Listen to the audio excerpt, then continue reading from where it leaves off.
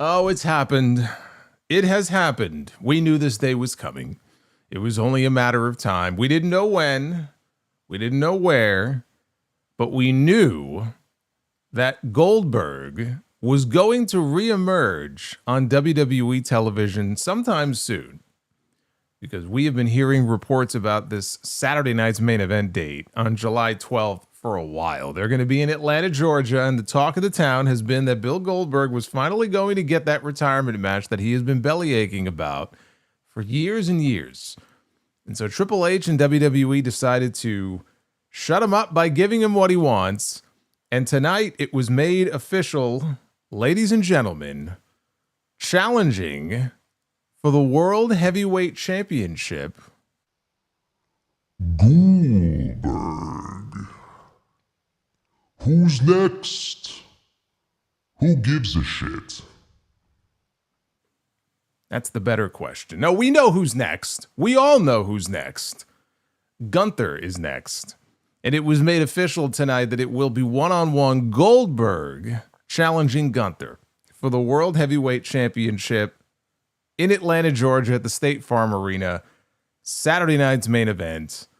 And, you know, Goldberg is actually, I think, a very appropriate title because while the guy keeps himself in good shape, I mean, you look at him, I'm not saying that Goldberg is walking around like a stick figure, but my God, you know, watching him limp along to the ring, he was kind of walking to the ring like a zombie a little bit. I thought that was a very appropriate name. Now, look, none of this comes as a surprise because we all knew that the likely opponent for him was always going to be Gunther. If you made a short list of people that you think he might have gone up against in his retirement match, because they already shot the angle for it, right, late last year. It was a Bad Blood, I think. Then you had to know that Gunther was likely going to be the guy. It wasn't going to be Braun Breaker. It wasn't going to be anybody else that really would have made any sense, quite frankly. But the way they went about doing it tonight, I thought was so fucking lazy. Goldberg is out there. He brings up the fact that the last time he was in the presence of Gunther, you know, he was sort of, you know, saying things about him in front of his family, and he didn't take too kindly to that. So all these months later, here he is now. But no mention of the World Heavyweight Championship. It came in a graphic later on after the segment where they just sort of threw it out there. They threw it up on screen. Saturday night's main event, Gunther and Goldberg for the World Heavyweight Championship. And I'm like, this is how you announce that this is going to be a World Championship match? And why? Why is it even a World Championship match? I mean, now we know why Triple H wanted to take the title off Jey Uso last Monday when he did. Because he wanted this to be a championship match. For reasons that, maybe will become clear when the match actually happens, because there is a certain someone running around with a briefcase. But on the surface of it, did this really need to be a championship match? The minute that Gunther won the belt back, it became very likely that it was going to be a world title match. But Goldberg has not shied away from the fact in all of these media interviews and his own podcasts and all of the press, everything that he's been doing, they have gone out of their way to make it very clear that this is going to be his retirement match. He walked out there tonight with new merch that said Goldberg's last ride. And they've already got the merch up and ready to go on WWE Shop. Okay, so this is not a surprise to most people, although they've never actually said this on WWE television. So knowing this, because it's not exactly a state secret, why would you have the graphic thrown up to very casually announce that, yes, it's a World Heavyweight Championship match, without building to it by having Gunther say, well, you know what, you want a shot at me in my World Championship, which, by the way, you don't deserve, because what the fuck has he done to deserve a World Heavyweight title match? But beyond that, you want me in the ring for my World Heavyweight Championship? You've got to sweeten the pot and put something on the line on your end. And that's how we have Goldberg putting his career on the line. I'm willing to put my career on the line. This will be the last match I ever have. If I go in there and I can't beat you and win the World Heavyweight Championship, title for career. And you build up to it in these next few weeks, and we'll probably see Goldberg on television these next few weeks leading up to the show.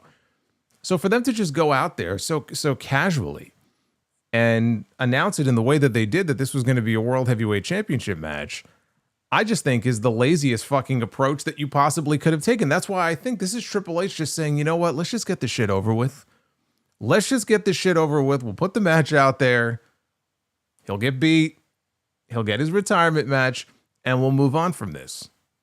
Because why would you not turn this into a story where, in turn, he puts his career on the line if this is, in fact, meant to be his last match ever? That's the part I don't understand, because what you've now done is you have sent, and I know Goldberg is a big name from the past. I get that. And I suppose the idea is that, well, there are certain names that were just so big and so revered that it doesn't matter. They don't have to earn a shot at the championship. He's a big enough name. He could just come back and get a shot at the championship. And I still call bullshit on that. But my God, I mean, the last time this guy had a match was 3 years ago. The last time he got a win in a match was 4 years ago. And for him to walk in just the way that they did it, and that's how we get this World Heavyweight Championship match, is just so fucking lazy and preposterous to me that and looking at him out there, my God, I mean, you could tell he's got an issue with his knee, which he has already openly stated. I think it's his left knee, but he's got an issue with his knee. He's limping out there. He looked gassed. He had a little 2-minute promo, and the promo was fine, but my God, I mean, he's just sweating bullets out there. I mean, this is just ridiculous. That, to be fair, he went out there tonight because I bet most people had no idea he was going to be there, and he got a good reaction from the crowd. But I thought the way they went about doing this was just so fucking stupid. I'm sorry. Now, in addition to that, that was not the only thing that happened on the show tonight. We had 2 more matches, one in the King of the Ring and one in the Queen of the Ring, as we are now barreling towards the semifinals on each side. We now know that Jey Uso, who lost his World Heavyweight Championship last week to Gunther, and Rikishi is still reeling from the outcome of that match. By the way, I made the comment last week, how long before Rikishi crashes out? It was only a couple of days.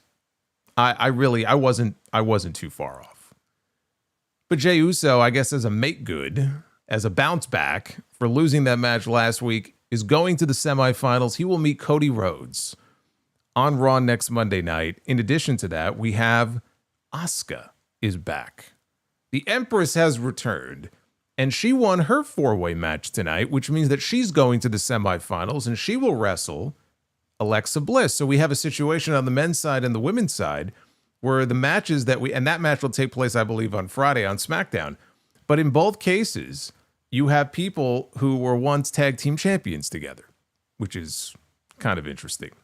Not too interesting, but it's kind of a little interesting factoid there.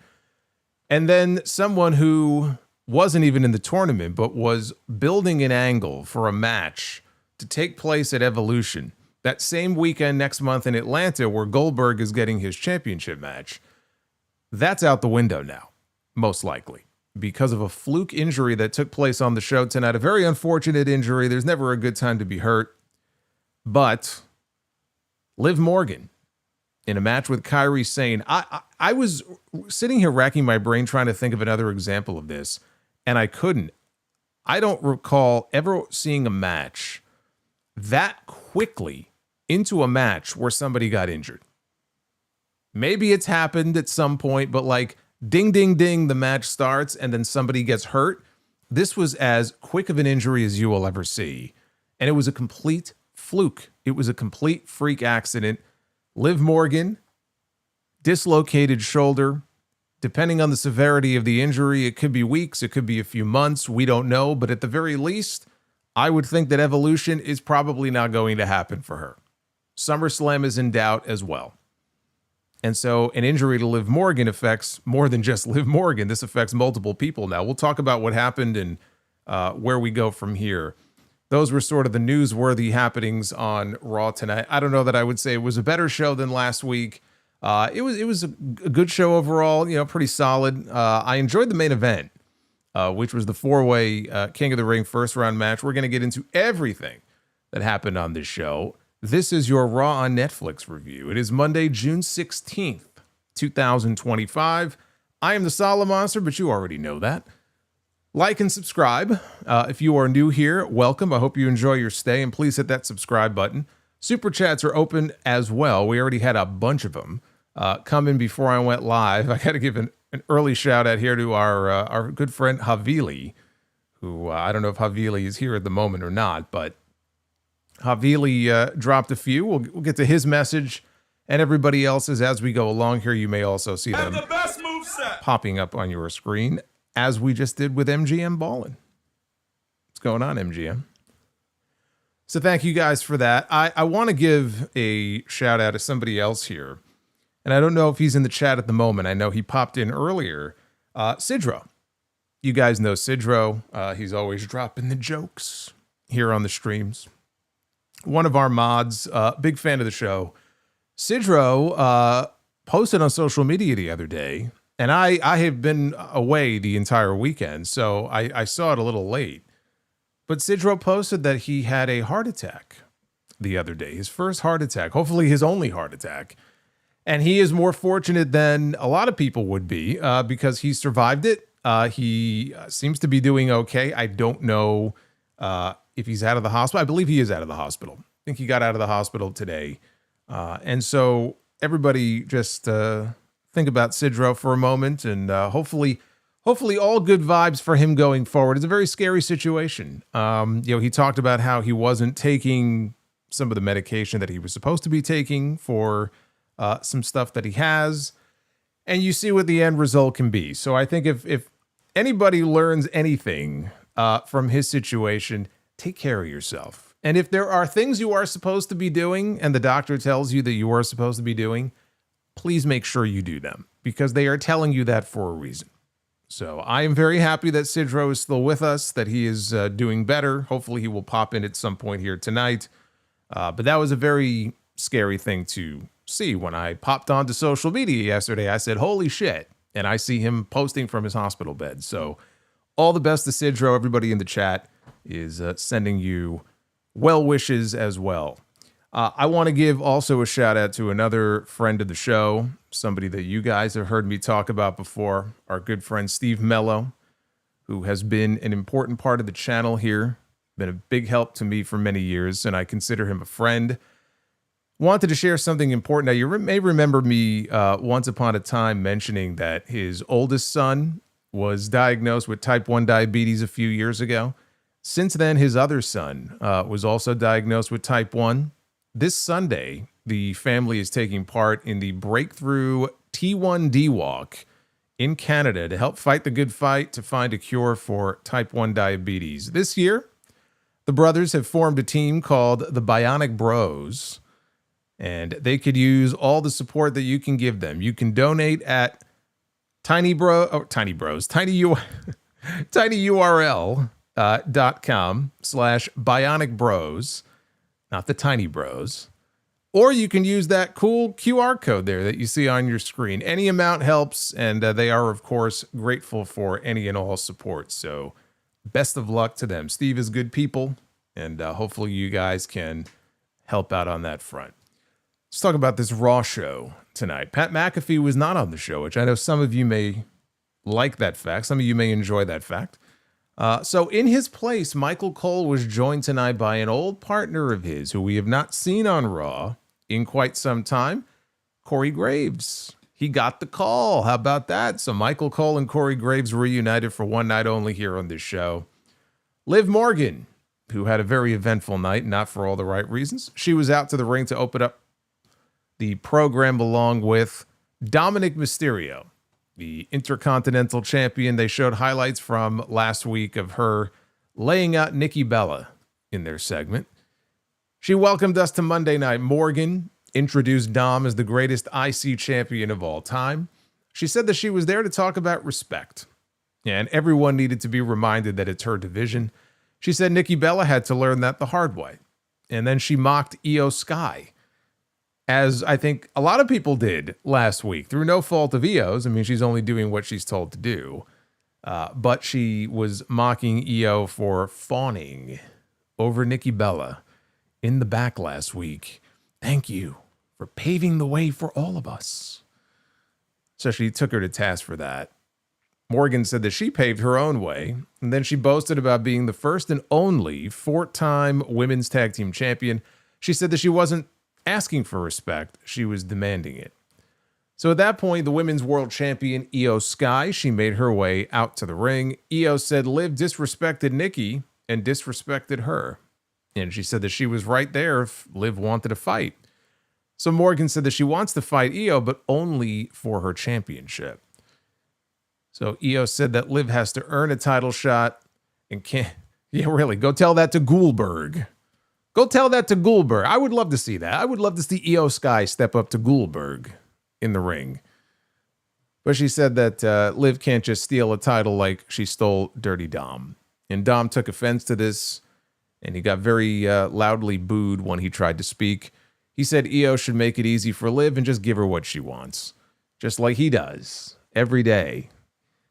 So Io asked Liv if she wanted her title, and when Morgan said yes, Io literally tossed the title to her, and Liv caught the championship, and at that point, Io delivered a drop kick. When Dom went to go check on Liv, Io kicked him in the head. So the heels left the ring, and when this was over, I'm sitting here, and I was left wondering what the point of all this was. And I thought, well, maybe it'll become clear later if Io comes out maybe to assist Kairi, because Liv was scheduled for a singles match against Kairi. We never did get to really see that match. So I don't know what they would have planned anyway, one way or the other for that match. But, when this was over, it was like, okay, I'm not really sure what this accomplished. And evidently now we're not going to find out.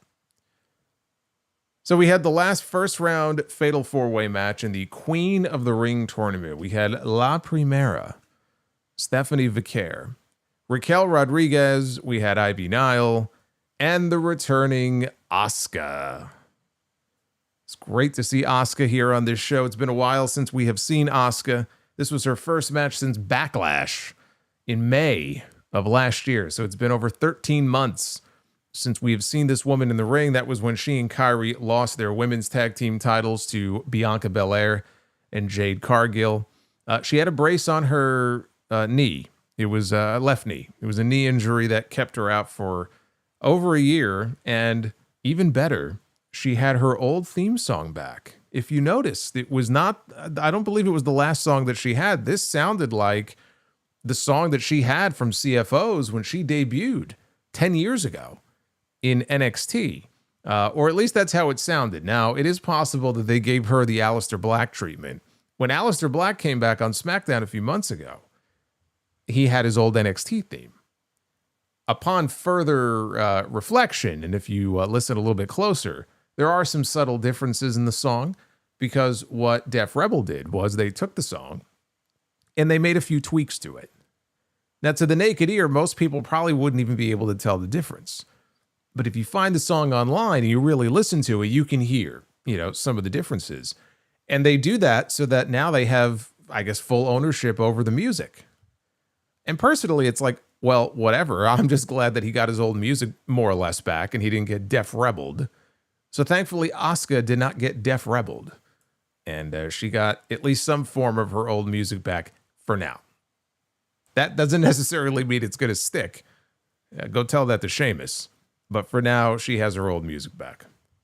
So we got an early exchange between Asuka and Stephanie, which is a match I would very much like to see, one-on-one. And, with them both being on Raw, I'm sure we're going to get it at some point. Stephanie started the Devil's Kiss a little while later on Ivy Nile, but she didn't really get too deep into it before she was interrupted by Raquel Rodriguez. And she got some mega heat for that. People don't like it when you interrupt the Devil's Kiss. It's an easy way to get heat. If you want to get booed by the people, you interrupt her in the middle of that move. So then when she tried to do it to Raquel powered her up in an electric chair position on her shoulders. She tried to dump her out over the top rope. Stephanie went over with her. And she got Raquel on the apron. And she gave her a Devil's Kiss on the apron. People like that. So Asuka tried for an Asuka lock on Stephanie. She backed her into the corner until Ivy Nile comes flying in out of nowhere with a kick right to the grill. Then she went to work on Asuka, dropped her with a bridging German into a pin, only for 2. And Nile had control going into commercial, and you knew at that point, enjoy it while it lasts, because Ivy Nile is not going to have control of this match for much longer. And in fact, when they came back from the commercial, we came back to Asuka delivering a missile drop kick off the top to Ivy and Stephanie, who were both being held up on Raquel's shoulders, and both of them went down. So Asuka went to work on Ivy, and then Raquel. We had some spinning back fists, we had some kicks, we had a code breaker, knee lift to the face on Nile, and when she covered her, Stephanie broke up the pin. And Asuka just smiled at her as she rose to her feet, and we got the two of them going at it again. Shoulder tackle to Asuka, who just stood there as if to say, is that all you got? Stephanie gave her a suplex and waited for her to get back up. Drop kick, drop to Asuka. Double underhook had Asuka upside down as she dropped her down right onto her knees, face first. Ivy was over to break things up. Stephanie took her out, but then got mowed down by a big boot from Raquel, who took her down with a Tejana bomb and seemingly had Stephanie pinned, except one little problem.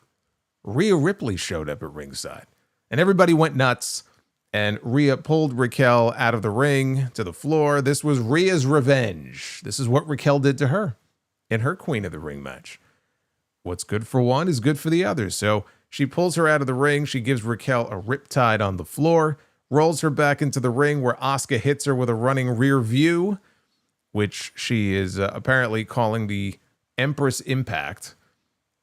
I think we could do better than that. And she pinned Raquel to advance to the next round. So Asuka wins her first match back after more than a year. Kathy Kelly got into the ring to interview her after the match. Asuka said, the fire didn't die. It's still alive. She'll be the queen of the ring. No one is ready for Asuka. So a very simple promo.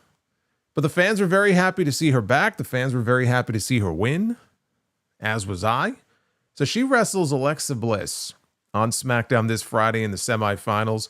They were once women's tag team champions together. I will not blame you or hold it against you if you have no memory of this, because their title reign lasted a whopping 5 days. It was brief, but it did happen. So there is some history there between those two. This was a really good match. Stephanie was selling her knee for a good portion of it. At least I hope that's what she was doing, especially after what happened to Liv later in the show. They can ill afford to have more injuries. So I assume she was just selling from one of the moves in the match. But everybody had a chance to shine here. You knew it was either Ivy or Raquel eating the pin, because they either were not going to have Asuka lose her first match back, or if Asuka was not going to win this match, she certainly was not going to be the one to take the losing fall. So you knew it had to be by process of elimination. It had to be either Raquel. I figured it would be Ivy, but it was going to be either Raquel or Ivy. And the only reason I wasn't really thinking Raquel is because she's one half of the tag champs. But then when you consider what happened to Rhea, it makes sense that Rhea would want to get her revenge here. So Asuka pinning Raquel can also set up a future tag team title match with her and Kairi against Liv and Raquel. Maybe that's in jeopardy now, but when this match was over, that was one of my lines of thought. Like, if they want to, it would feel like just going back to what they were doing before. Because again, the last time we saw Asuka in the ring before tonight was in a tag team title match. And I'd like to see her doing more than just being slapped back together with Kairi and going after a couple of dead belts. But if they wanted to, with that win tonight, they could certainly, or they could have, set that up.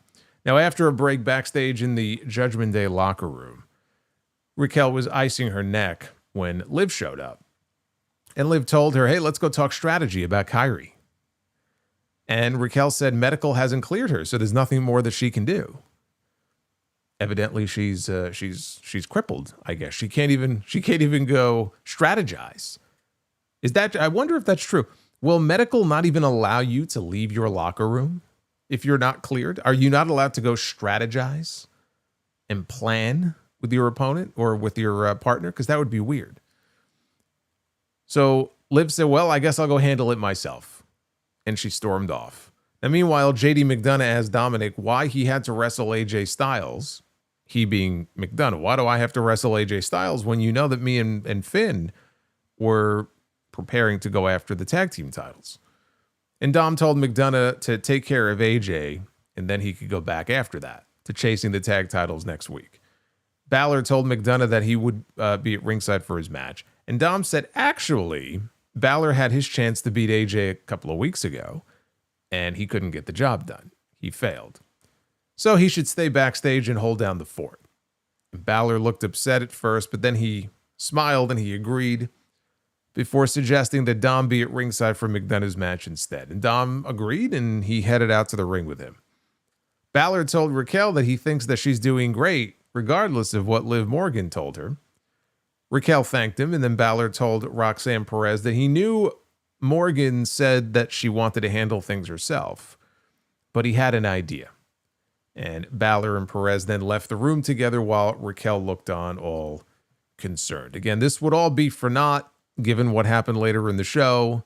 We'll get to that in a little bit.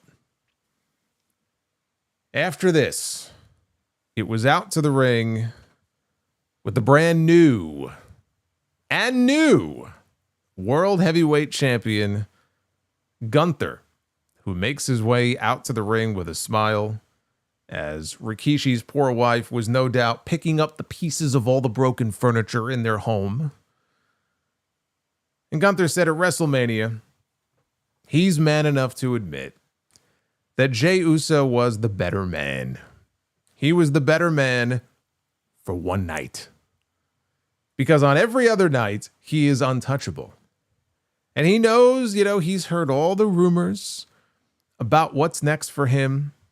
And some fans, and it was very faint, but there were some fans at that point you could kind of hear. They started chanting Goldberg's name. And he said, no, definitely not that guy. I cucked him out in front of his family, and it's definitely not him. Instead, he was going to talk directly to Seth Rollins, Mr. Money in the Bank. Seth called him a target after he said, after you win back the World Heavyweight Championship, you're going to be a target. And, of course, now he has done what he said he was going to do. He said he was going to win the World Heavyweight Championship, which he did. So he's right here waiting for him, right? He's putting the message out there to Seth Rollins. I am right here waiting for you. And then it happened.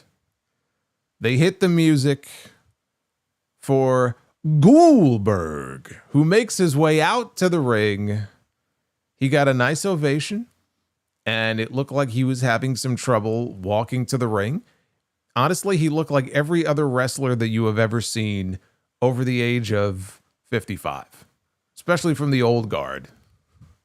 I would like to think that most of the wrestlers from the current generation would not look like this, but let's be honest. There may be a lot of things about the business right now that are better when it comes to wrestlers' health and safety, but the reality is when you look at the style, most of them work, especially the ones who do a lot of flips and a lot of dives. You know damn well this is the way they're going to be walking around in 10 or 20 years. It's sad, but it's just the reality of the situation. They're all going to look like Goldberg when they get to that age. So Goldberg is limping his way down to the ring in his t-shirt and jeans, gets in the ring, and he thanks the fans because they did give him a nice ovation. I don't want to make it sound like they booed him out of the building. I don't think most people that were in the building tonight in Green Bay expected him to be there because they're not following WrestleVotes. They're not following every little nugget of information on the internet, and they're not aware of every rumor that's out there, right? So I think to most of them, it was a surprise. And also to the other fans who might have been aware of the fact that he possibly was going to be there. Clearly, there were some people who were excited to see him because we have not seen him on WWE television since that one-off appearance. I think it was a Bad Blood last year. And before that, you'd probably have to go all the way back to Saudi in the last match he had, which was against Roman Reigns back in February of 22. So he did get a good response from the crowd. So he thanked the fans and told Gunther, it's all good. Tonight is your night, he said. Tonight, he's here to celebrate Gunther winning the World Heavyweight title because he's been there before. He knows how special that is. You know what, though? One thing before I go. And I'm like, one thing before you go. You just got out here. Not that I'm complaining that he wants to, end the segment, but by God, I mean, literally, we haven't seen this man in forever. He limps to the ring out of nowhere, unannounced, and says that I just want to acknowledge, I want to celebrate with you that you won the world title. But before I leave, what the fuck are you even out here for if that's all you came here for? You flew all halfway across the fucking country to do that? Yeah. I mean, before I leave, give me a fucking break. So he says, before I go, a few months ago, you started something with me and my family in Atlanta, Georgia. And I'm going to make sure that I end it in Atlanta, Georgia. July the 12th, Saturday night's main event. You're mine because you're next. And that was it. They played his music. Gunther, of course, being the heel in this situation. He backs down, steps out onto the apron. Goldberg is eyeballing him, and Gunther never said a word to this man. This is his favorite wrestler of all time. Remember, that's what he told Bret Hart. He said Bill Goldberg is his favorite wrestler of all time. Bret was number 2.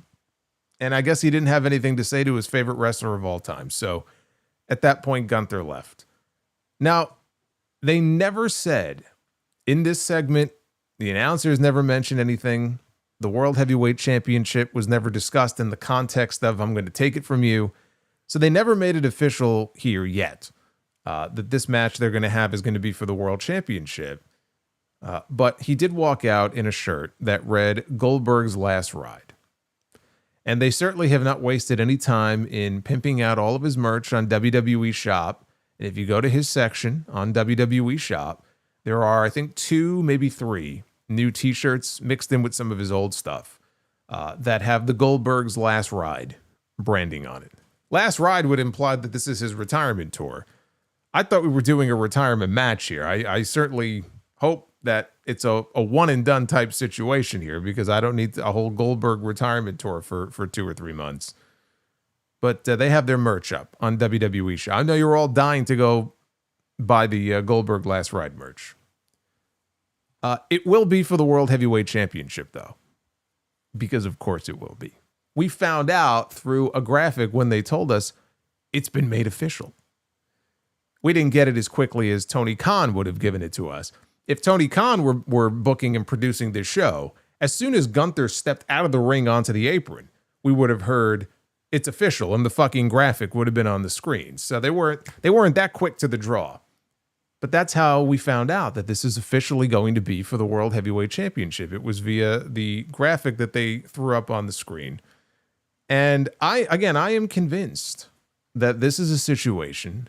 Goldberg has been very vocal over the last few years that Vince McMahon promised him a retirement match, and he was not given that retirement match. And now Vince, of course, is not there anymore. And he has done these interviews and appearances occasionally where he will be very angry about it. And so I don't know how long these discussions with Triple H and Nick Khan have gone back, but I think it just got to a point where the company was kind of tired of hearing about it. It's not like they need Goldberg. They really don't. It's like Brock Lesnar. They got more out of Brock Lesnar than they ever did out of Goldberg. But Brock Lesnar is someone who came back to the company in 2012, and it's not like he was there full time. But in all those years since Brock came back to the company, they've done everything you could possibly do with the guy. And then, the Janelle Grant lawsuit dropped, and he wasn't named in it, but it was sort of alluded to. It's him. One of the mentions in there is clearly him. And since then, he has been named. But that's why they took him off television and didn't bring him back. Last match he had was against Cody, right, at SummerSlam a few years ago. And who knows if we'll ever see him again. But if we never see him again, if that truly is the end of Brock Lesnar's in-ring career in WWE, of him doing the honors for Cody and then raising his hand and endorsing him after the match, then that's fine. At least they got something out of that, in that last appearance where, he put somebody else over in a major way. But what else could they do with him? You know what I mean? Like, he's another example of somebody from that old guard that they have milked for all that he's worth. And I'm not saying that you can't book some money matches with Brock, with some new faces if he ever does come back, but they've done all they can do with him. With Goldberg, you can get some mileage out of this if you really let the people know that this is his retirement match. And there's still time for them to do that. They did not do that tonight, forgetting the t-shirt he was wearing. I would imagine that in the next few weeks, he will bring that up in his promo. I don't know why they wouldn't mention that if this truly was going to be his final match. It has to be part of the branding for the show.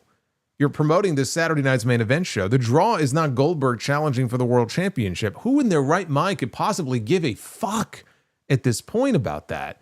The draw, if there is any draw to be had here, is that this is the end of the road for this guy. So if you've ever been a Goldberg fan, if you were a fan of his back in the WCW days, if you want to see him one last time, you've got to tune into this match. You've got to tune into this show because it's your last chance. And you ain't ever going to see him lace up the boots and get in the ring again. That has to be the attraction here. So they're going to have to mention it, but it's just the way in which they went about doing this is just very suspect to me. And I don't know why you would not I don't know why you would have made the official announcement tonight. You could do everything that you did in this segment here and have Gunther back down from him and wait at least a week before you make it official. But loop in the idea that Goldberg is willing to put his career on the line. If you don't even want to acknowledge the fact that it's his retirement match, like you're doing with John Cena. John Cena has told us, I'm done at the end of this year. So when we get to what probably is going to be Saturday night's main event in Boston in December, we know going in, that's it. And that's going to be a much bigger deal than Goldberg's final match. And they'll certainly make it a much bigger deal. But again, you don't even have to do that. If you wanted to, storyline-wise, have him put something tangible on the line here. He's got something to offer. He may not have a belt, but he's got his career, which spans more than 2 decades. And to some people, is maybe still a big deal. Now it's title versus career. You could still do that. It's possible you could still do that, but what's the incentive? You've taken the incentive away because it's already been made official. He's already getting a championship match. He didn't put anything on the line. So it almost doesn't even matter now if they want to have him announce that. It's like, motherfucker, you jumped the gun here by doing it this way. That's the one thing that just absolutely baffles me. And by the way, it's hard for me to believe, but this is going to be his first and last match in Atlanta in 25 years. I don't believe he had a single match in Atlanta, of all places. That entire first run, and I guess even second run, in WWE. The last record of a match that Goldberg has had in Atlanta, right, which is really the place in WCW. I mean, that's where he won the world championship for the first time. So Atlanta, he has a special connection there. He played for the Falcons. 25 years. The last time he was in the ring in Atlanta was on Nitro against Tank Abbott 25 years ago. So if they wanted to, they could build up that aspect as well. So yeah, I just think the way they did it was very, very lazy. Now, to address some concerns that I know some of you will have here, might they actually have Goldberg win this match? Might they put the World Heavyweight Championship on Gunther or on Goldberg from Gunther? And I wish I could sit here and tell you, the fuck out of here. Of course they're not. The answer is no. Or I wish I could sit here and tell you that.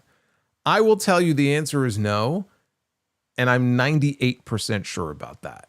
And the reason I leave the other 2% open is because of Seth Rollins and his briefcase. I do believe there is at least a chance that Seth Rollins could cash in his money in the bank on Saturday night's main event that night in Atlanta. If they want something really big to happen on that show, and that's a big weekend, that's a big wrestling weekend, and if they're looking to steal headlines away from AEW that weekend, that would certainly be one way to go about doing that. If they want the World Heavyweight Championship on Seth Rollins, which I figured he would take from Jey Uso, but now Jey Uso doesn't have it anymore.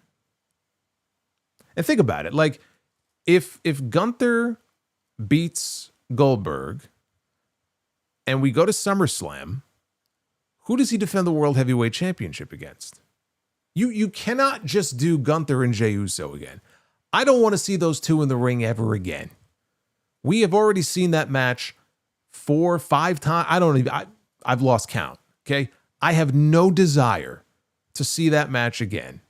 So take that off the table. Who do you put in the ring with Gunther? You're not going to put Seth Rollins in the ring with him. Seth's got a briefcase to cash in. You're not going to do heel against heel. That's why when I talk about King of the Ring, I talk about Sami Zayn winning. Because Sami Zayn then would challenge Gunther for the World Heavyweight Championship. Who else even makes sense right now? Between Saturday night's main event and SummerSlam, which isn't even a full month, who do you even set up to challenge him for that title? You can't discount the possibility they may have Seth cash in before SummerSlam. And if he does, it would be on that show. The only question is, does he cash in a way that creates a triple threat match? Do they have Goldberg win the championship one last time for a few minutes and then have Seth cash in and beat Goldberg and take the World Heavyweight Championship? I'm going to say no. Well, first of all, I'm going to say no because I'm not just going to say no. I'm going to say fuck no to that idea, because the idea of Goldberg spearing and or jackhammering and cleanly pinning Gunther almost makes me sick to my stomach, like physically ill, like even thinking about it. That would be such a horrible decision. And they have largely been very protective of Gunther. He's been very protected in terms of his booking under Triple H. I cannot honestly believe that they would look at that and think that was a good idea. So I don't think that's going to happen. I don't think that's going to happen. But could Seth cash in and take the title that night? It's definitely a possibility. It is definitely a possibility. I cannot sit here and tell you that there's no chance of that happening. Goldberg pinning Gunther, I mean, that should be a criminal offense if that were to happen. Like, that would be so short-sighted and just unbelievably stupid. But the other reason also, if they really are going to build this up as his one and only last match, you have Seth cash in that night successfully. It completely overshadows Goldberg. And I would think they want to at least give him that night, like in defeat He gets that one last kind of heroic send-off. He can wave to the crowd, wave goodbye, and that maybe is the parting image we have of him that night. You have Seth Rollins cash in Money in the Bank. It all becomes about Seth and the cash-in. Goldberg becomes a complete afterthought of what is supposed to be like his last special night.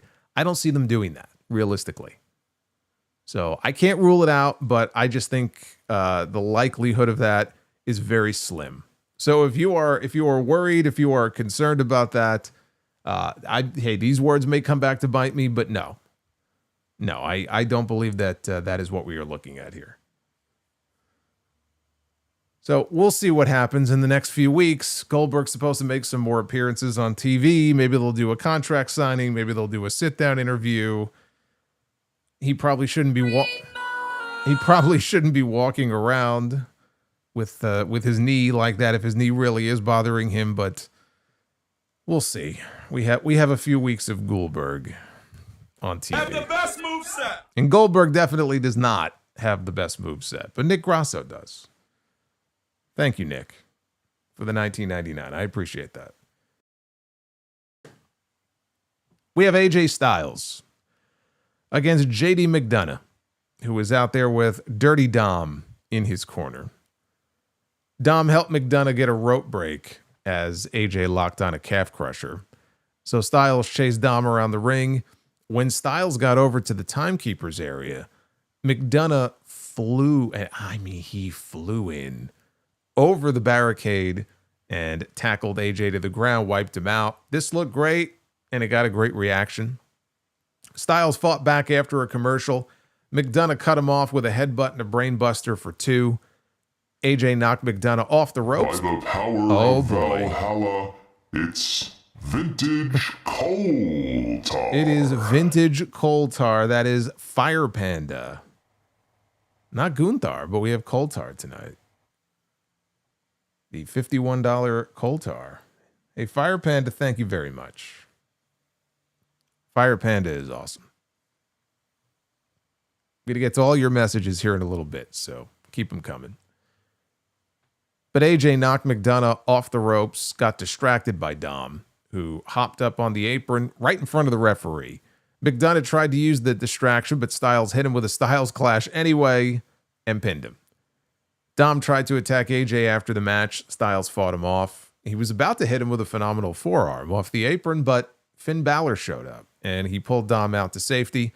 Styles held up the Intercontinental title in the ring. So meanwhile, we had Dom, we have McDonagh, and we have Balor. And now they're surrounding AJ outside the ring, and they go to swarm him. And AJ manages to escape, and he takes the belt with him. So that's how we ended this. The match itself, it was a solid match. Again, I love that crazy dive over the barricade that McDonagh did. This went about 10 minutes. Obviously, they're building to something bigger here with AJ and Dom, and I will tell you what that is in just a little bit because we had an announcement about that later in the show. We'll get to that. But we got to talk about Bayley. Bayley was out next to the ring to her absolutely horrific music. Role model. Horrific. Not her fault. Horrific. For a promo coming off her return last week when she attacked Becky Lynch. Or as I clearly wrote in my notes, Becky Lunch. I guess you know what was on my mind. I am very hungry. It was kind of sad here at the beginning. You know, Bayley came out and she got a good reaction. She stopped in the middle of what she was saying to acknowledge what she thought was the crowd singing her name, as we have heard them do in past weeks, especially when they go on those international tours. And she stopped, and then they didn't. She was waiting for them to start singing, you know, Bayley or whatever, however the song goes, and they didn't do it. And then she muttered, "That's okay. We'll get there. We'll get there." And then the crowd began a chant of "Let's go, Bayley." I don't know. Maybe they felt bad for her. I cringed. I was like, oh, man. Like, because you're waiting and you're expecting something and then it never comes. And that was a little tough there. But they made up for it with the "Let's go, Bayley" chant. She brought up the old saying that you don't know what you've got until it's gone. She said that that's not an issue when she's in the ring. She said it's what she was born to do and what she puts her heart and soul into. So Becky Lynch, if you think you taking me out of WrestleMania hurt me, if you think it broke me, you're wrong. She says, it healed me. It made me better. It made me stronger. Now, in the past, she may have said how much Becky's been a chip on her shoulder and how she's always been 2 steps ahead. And yeah, that ate at her, but you know what? She's climbing that ladder and she's coming straight for her and taking everything away from her. So Becky better get her ass out here right now. So cue Becky's music, and out comes the Intercontinental Champion decked out in Chicago Bears gear. They were in Green Bay, by the way. Chicago Bears are Seth Rollins' favorite team. Fans chanted, "Bears still suck" at her. She said they beat the Packers last time. She said Bayley accepts being second fiddle, much like the Packers, but she doesn't. Bayley always prefers to have her group of friends than her legacy, whereas Becky would rather have her legacy than a fake-ass group of friends. Bayley said legacy. She's built her legacy. She's a future Hall of Famer if she does say so herself. Well, easy for me to say. If she does say so herself. Say that 10 times fast. So she thinks she's a Hall of Famer. She is a Hall of Famer. We all know that she will be in the Hall of Fame. All 4 horsewomen who came up through the NXT ranks will be in the Hall of Fame. In fact, I wonder, do you think they will, well, I don't know if they'll all go in together. I guess they're not all in the same place. So we can't say that they'll all go in together. But I would think they would want to have that one like image of all of them like on stage together, you know, hugging and celebrating. I honestly, I don't know how close they all are. Like, I don't know how close they are with Charlotte. We know Becky and Charlotte are not close anymore. I don't know what kind of relationship. I'm curious what kind of relationship Charlotte even has with, you know, like Mercedes or with Bayley. I mean, it's not like they're all like literal sisters.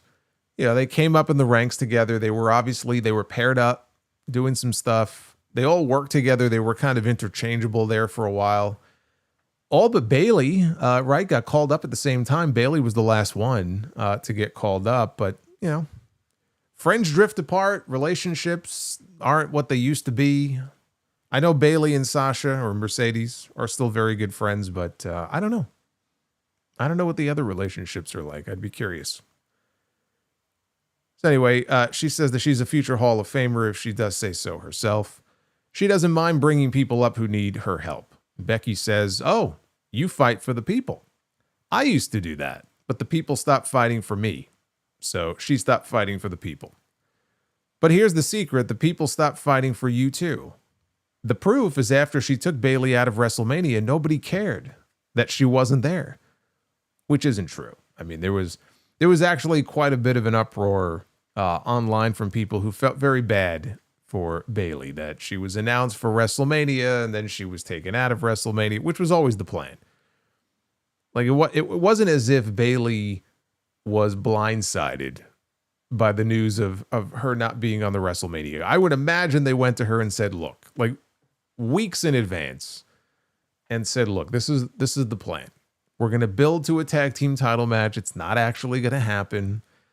This is our way of reintroducing Becky, but you'll be part of that story, but you're not going to be on the WrestleMania card. See, that I'm sure ate at her. The fact that they couldn't find another role for her, and they were going to shoot an injury angle so she couldn't be on the show.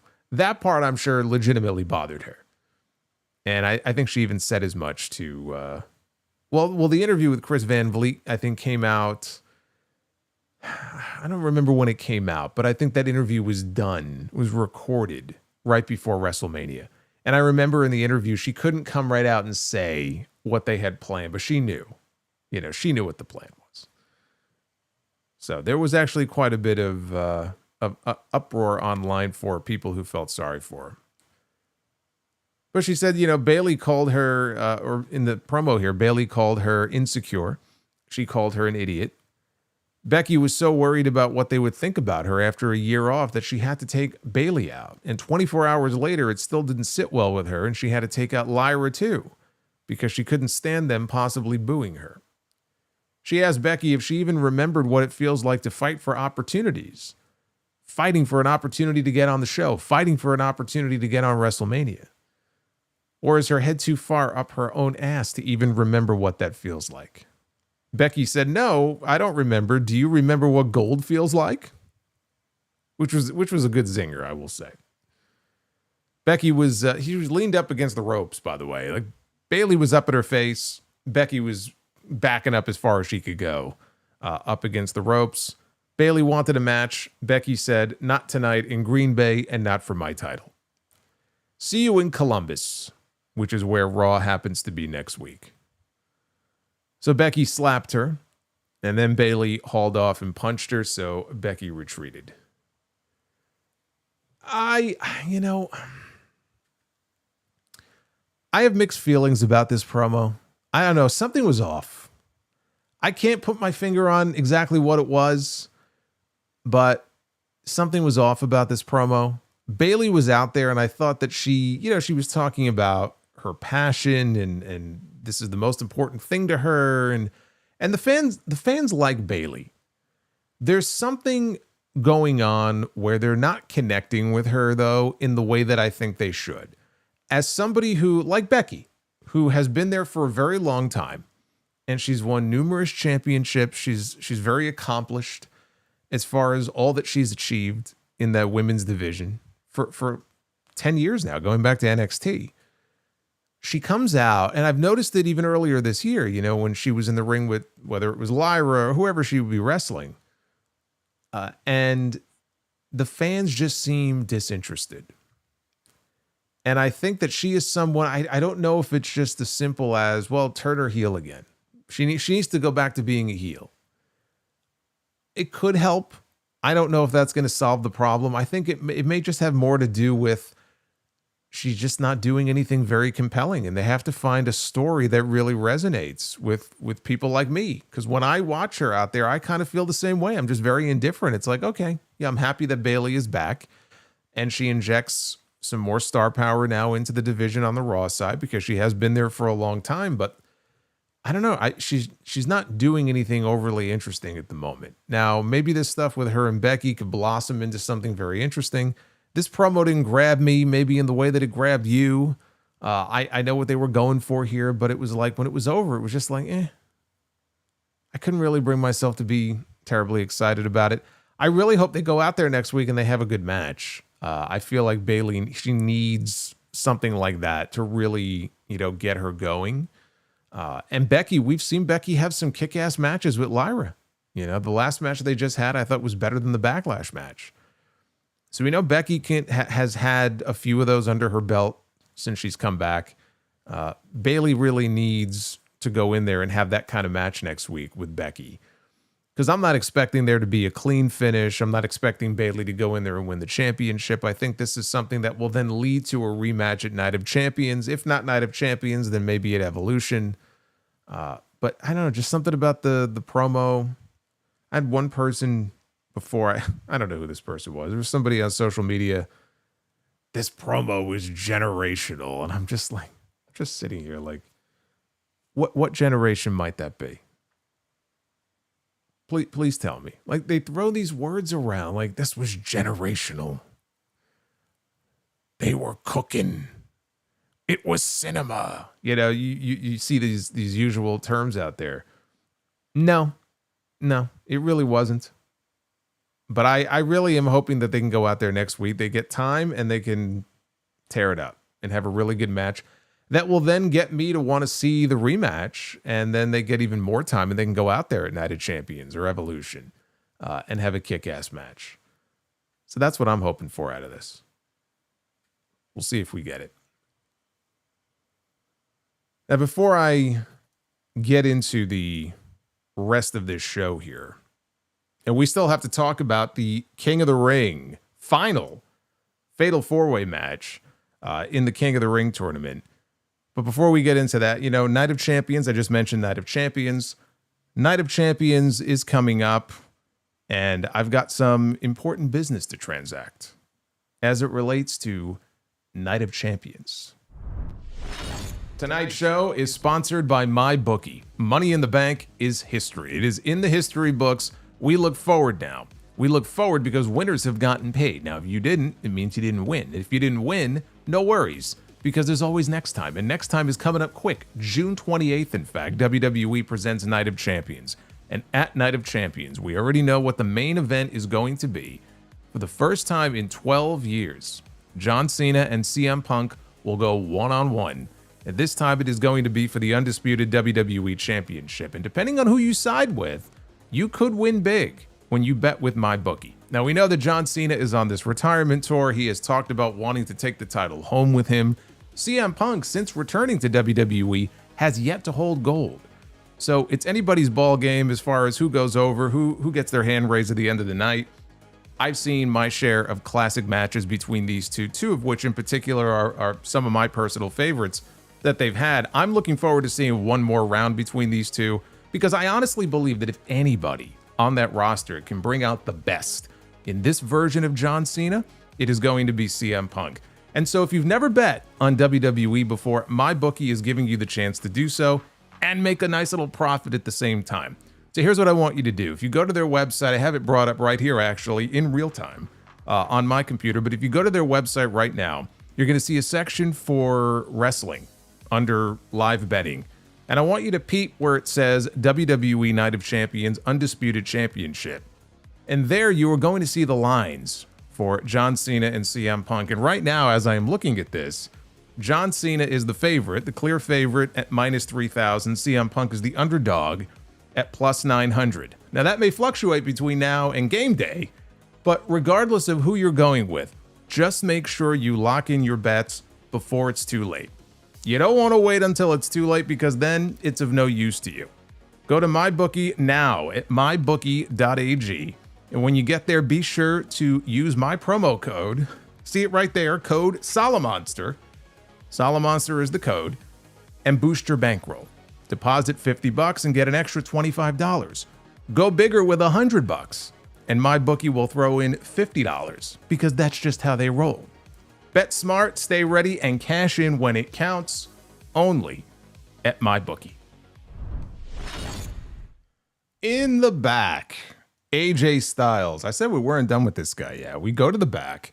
And AJ Styles, he returned the Intercontinental title to Nick Aldis. Now, Nick Aldis was filling in for Adam Pearce, who apparently is away on vacation, which I don't think they ever mentioned. It's like, oh, there's Nick Aldis. Okay, I guess he's the substitute teacher here for this week, but he has full booking power because he booked AJ Styles in a match for the Intercontinental Championship at Night of Champions on June 28th against Dominic Mysterio. And AJ is very happy, and you could even hear the fans in the arena, they big cheer, right? They're happy that AJ is going after championship gold again. So they're very happy. So he walks off. Bayley now approaches Nick Aldis, and he puts her in a match next week against Becky Lynch for the Women's Intercontinental Championship. And Bayley is super happy. And then she looks off in the distance and she sees somebody. So she goes walking and she comes across Lyra Valkyria, her former tag team partner. Lyra Valkyria is, I wouldn't say not very happy to see her, but she's like, hello? Nice to see you. And Bayley apologizes because she hasn't returned any of her text messages, any of her calls, any of her messages, because Bayley was gone for 2 months. And she said, I didn't mean anything, personally by it, but I wasn't returning anyone's messages. She was just in a different headspace. So she feels bad about that. But she says she's looking out for herself right now. And Lyra said she was annoyed, but she understood that Bayley was just doing what's best for her. And Lyra said that I will do what's best for me. Is that a threat? I'm still waiting on our deciding match here between Becky and Lyra. Yeah, I floated the idea, last woman standing. I think those two in a last woman standing match, I think that would kick ass. But I do wonder if this all ends with a triple threat. Maybe it's SummerSlam. We'll see. Or it could be Evolution. So then it was supposed to be Liv Morgan one-on-one against Kairi Sane. On the very first spot of the match, Kairi went for a takedown, and Liv came up injured. She immediately rolled out of the ring. She was clutching her arm. She's sitting on the ground outside.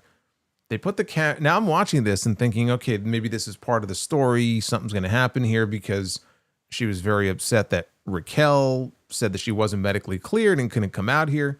Then they put the camera on Kairi, and they would not put the camera back on Liv outside. And you hear Michael Cole say that the doctor has gone to check on Liv. And I said, well, that's not good. And then they went to commercial. And that's when I knew this is a legitimate injury. So they come back from commercial, and they showed a bunch of replays about what happened. And honestly, if they didn't tell you that Liv got hurt, you would never know.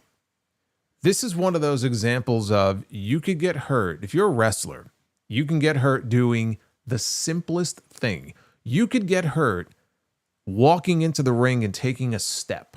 Like, it doesn't have to be some wild, dangerous, reckless move or a big high-risk aerial dive or anything like that. Sami Zayn tore his his labrum or his rotator cuff, I think it was, standing on the ring steps, going like this, throwing his arms up and down because he was so excited to come out and answer the John Cena U.S. title open challenge. And what a big night that was for him. They were in Canada. Bret Hart introduced him to the ring. This fucking guy is standing on the ring steps, and he tore his rotator cuff, flailing his arms around. Okay, there are guys that have ruptured their Achilles tendon doing a leapfrog. It happens sometimes. So if you didn't hear that she had gotten hurt and the doctor was checking on her, then you would have absolutely no idea what happened here. It's not even like on the replay, oh, that's gnarly or that's nasty. No, she put her hands out. And they even showed it in slow motion. She put her hands out and she landed on her forearms and her elbow. And I didn't notice anything out of the ordinary. It was just, she kind of took a hard landing on her elbows. But you look at the expression on her face and you know right away, like immediately, she got hurt. You could see her wince in pain, and it's like, okay, now it's clear that something happened, and she knew it. She clearly knew it. So when they came back, Kairi's music was playing, and they showed the announcers at ringside, and Michael Cole informed us that the match had been stopped due to an injury to Liv Morgan. And I said this earlier, I think that may be the fastest injury that I have ever seen in a match after the bell rang. I mean, it's just crazy how quickly it happened. So this is also now, and I want to mention this because I don't want people to beat up on her because she didn't do anything wrong, but this is the second time now in less than a month that somebody in a match with Kairi Sane has been injured. It was not even a month ago that Zoe Stark in that triple threat Money in the Bank qualifier with Kairi, it was Kairi's first match back. Like tonight, it was Asuka's first match back. That was Kairi's first match back, I believe, and it was her and Zoe and Rhea. And Zoe was going for a missile drop kick. Kairi was not in the right position, and we know what happened to Zoe, the terrible triad, and we're not going to see her probably for almost a year. And now tonight, Liv Morgan. But what happened tonight with Liv, it was a complete freak accident. Kairi did not do anything wrong. It's just unfortunate that this is the second time now that this has happened in less than 4 weeks, in one of her matches. And obviously she won, but she didn't win in the way that she wanted to. We did get an update later from Michael Cole, who mentioned that she was diagnosed backstage, and the injury was a dislocated shoulder. That is the official diagnosis for Liv Morgan, which sounds very painful. And, if you look it up online, you'll see all kinds of information about how long does it take to recover from not a separated, but a dislocated shoulder. Wrestlers are built different. I know Liv Morgan is not, she's not exactly big and jacked, or anything like that, but wrestlers are built different. So what you tell the average person, like, you can't go back to regular physical activity or you can't go back to work for X number of weeks. Wrestlers, it tends to sometimes be a little bit different, but you'll see information ranging from, it could be anywhere from a few weeks to a few months. So anybody telling you, oh, it's going to be 6 weeks. Oh, it's going to be 12 weeks. It's going to be 10 weeks. Nobody knows. Liv Morgan doesn't even know. I'm sure she's at the hospital getting it checked out and everything because it all depends on the severity of the injury. It could be as little as a few weeks, or it could be a hell of a lot longer, depending on how severe of an injury it is. I just remember, like, I had my arm pulled out of my socket. I had my shoulder dislocated many, many years ago when I was younger. And what I remember about it, it was very painful. I remember that. It was very painful, and it wasn't until I got to the doctor's office, and literally, I'll never forget it, he pops it back in, and as soon as he popped it back in, like, I stopped crying because I was a kid. But it was like instantaneous. It was the craziest thing. And then I don't remember how long it was until, my arm was back to normal. But I just remember that intense pain, and that it just ended as soon as he kind of reset it and popped it back into place. So anyway, like I said, a lot of it depends on the severity of the injury. Look, it sucks to get hurt at all. But it sucks now to be this close to Evolution because they're going to make a big deal about this being the all-women show. I'm sure Liv clearly was going to have a role on that show working with Nikki Bella, or, as I thought it would be, working a tag team title match because she's one half of the tag team champions. Her and Raquel defending against Nikki and Brie. I'm almost sure that was going to be the match. And by the way, this fucking curse with the women's tag team titles continues. Not the first time that one half of the women's tag team champions has been befallen or besieged by injury. The curse continues.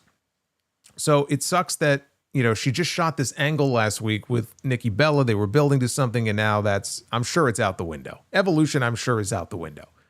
SummerSlam is in question, but Evolution, I don't see how she's back in the ring at Evolution. Like, you can forget Evolution. That's not going to happen now. Her injury is going to affect multiple people. It's not just going to affect her. It's going to affect her partner. It's going to affect the Judgment Day. It's going to affect the Bellas, or at least Nikki Bella. Maybe Io Sky. We saw that promo with her and Liv at the beginning of the show, which, again, I don't know what purpose that served unless they were building to something with her and Io. So this is going to affect multiple people now. The thing about Liv, though, if it's not so severe that she just simply can't be on TV, you can still have her as a character, at least, on television. Even if her arm is in a sling or something, it's not as if, well, we're not going to see Liv Morgan for a few months. I feel like they could still find a role for her on the show, even if she can't be active in the ring. But if she's going to be out for a while, there is an obvious backup plan here, which actually feeds perfectly into a story they're telling right now in the Judgment Day, which is you've got Roxanne Perez, who is sort of the new girl in the Judgment Day. And she's being very supportive of everybody, and she's bringing chicken nuggets to Dom, and she's being very friendly with Balor. And it's almost as if she's the new girl who's trying to impress everybody and maybe even replace Liv Morgan, or Liv Morgan may be a little bit jealous or a little bit concerned about this, woman kind of moving in on her turf. Well, you can have her replace Liv as one half of the tag team champions with Raquel. Even if it's only on like an interim basis.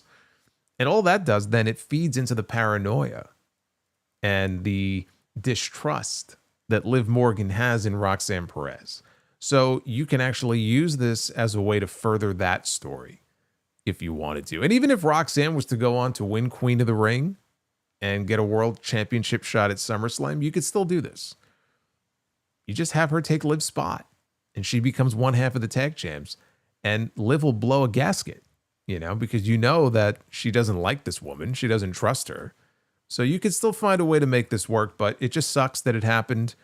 We'll wait to find out what the official report is as far as how long she's expected to be out for.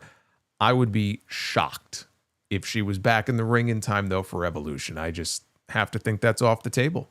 And if they needed a replacement match and they were going to do a tag team title match, you just do that. You just do Roxanne and Raquel.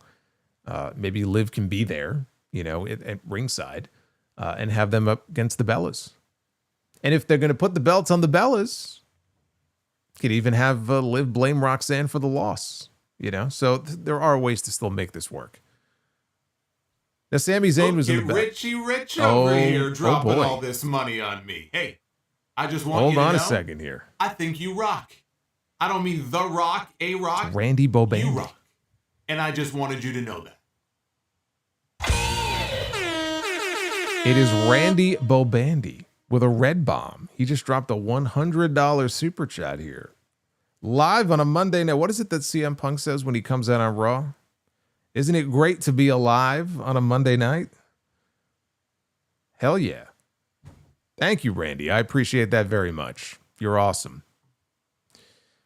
What I was going to say, though, is Sami Zayn did an interview backstage, or was doing one, until he was interrupted by Karrion Kross.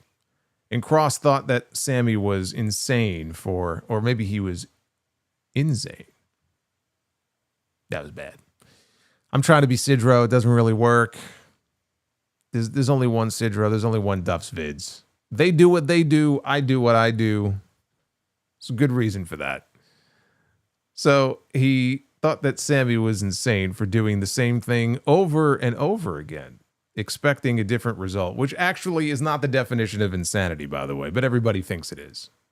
They always use that quote thinking that that's the definition of insanity. It's not. Kross said Randy Orton would beat Sami on SmackDown and go on to win his 15th World Championship, while Sami would stay at 0. Sami called Kross a coward for lurking in the shadows, and he wondered if Kross had the courage to back up his words.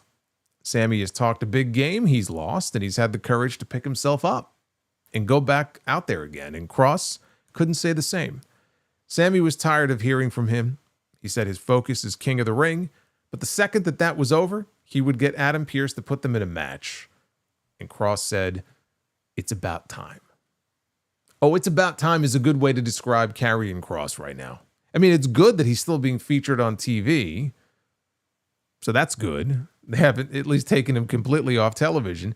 And again, when he popped up in this segment with Sami, you could hear he got a good reaction from the people in the arena. So I think people are just waiting to see him do something. Right now, he's not doing anything. He's talking, he's saying a lot. He's not doing anything.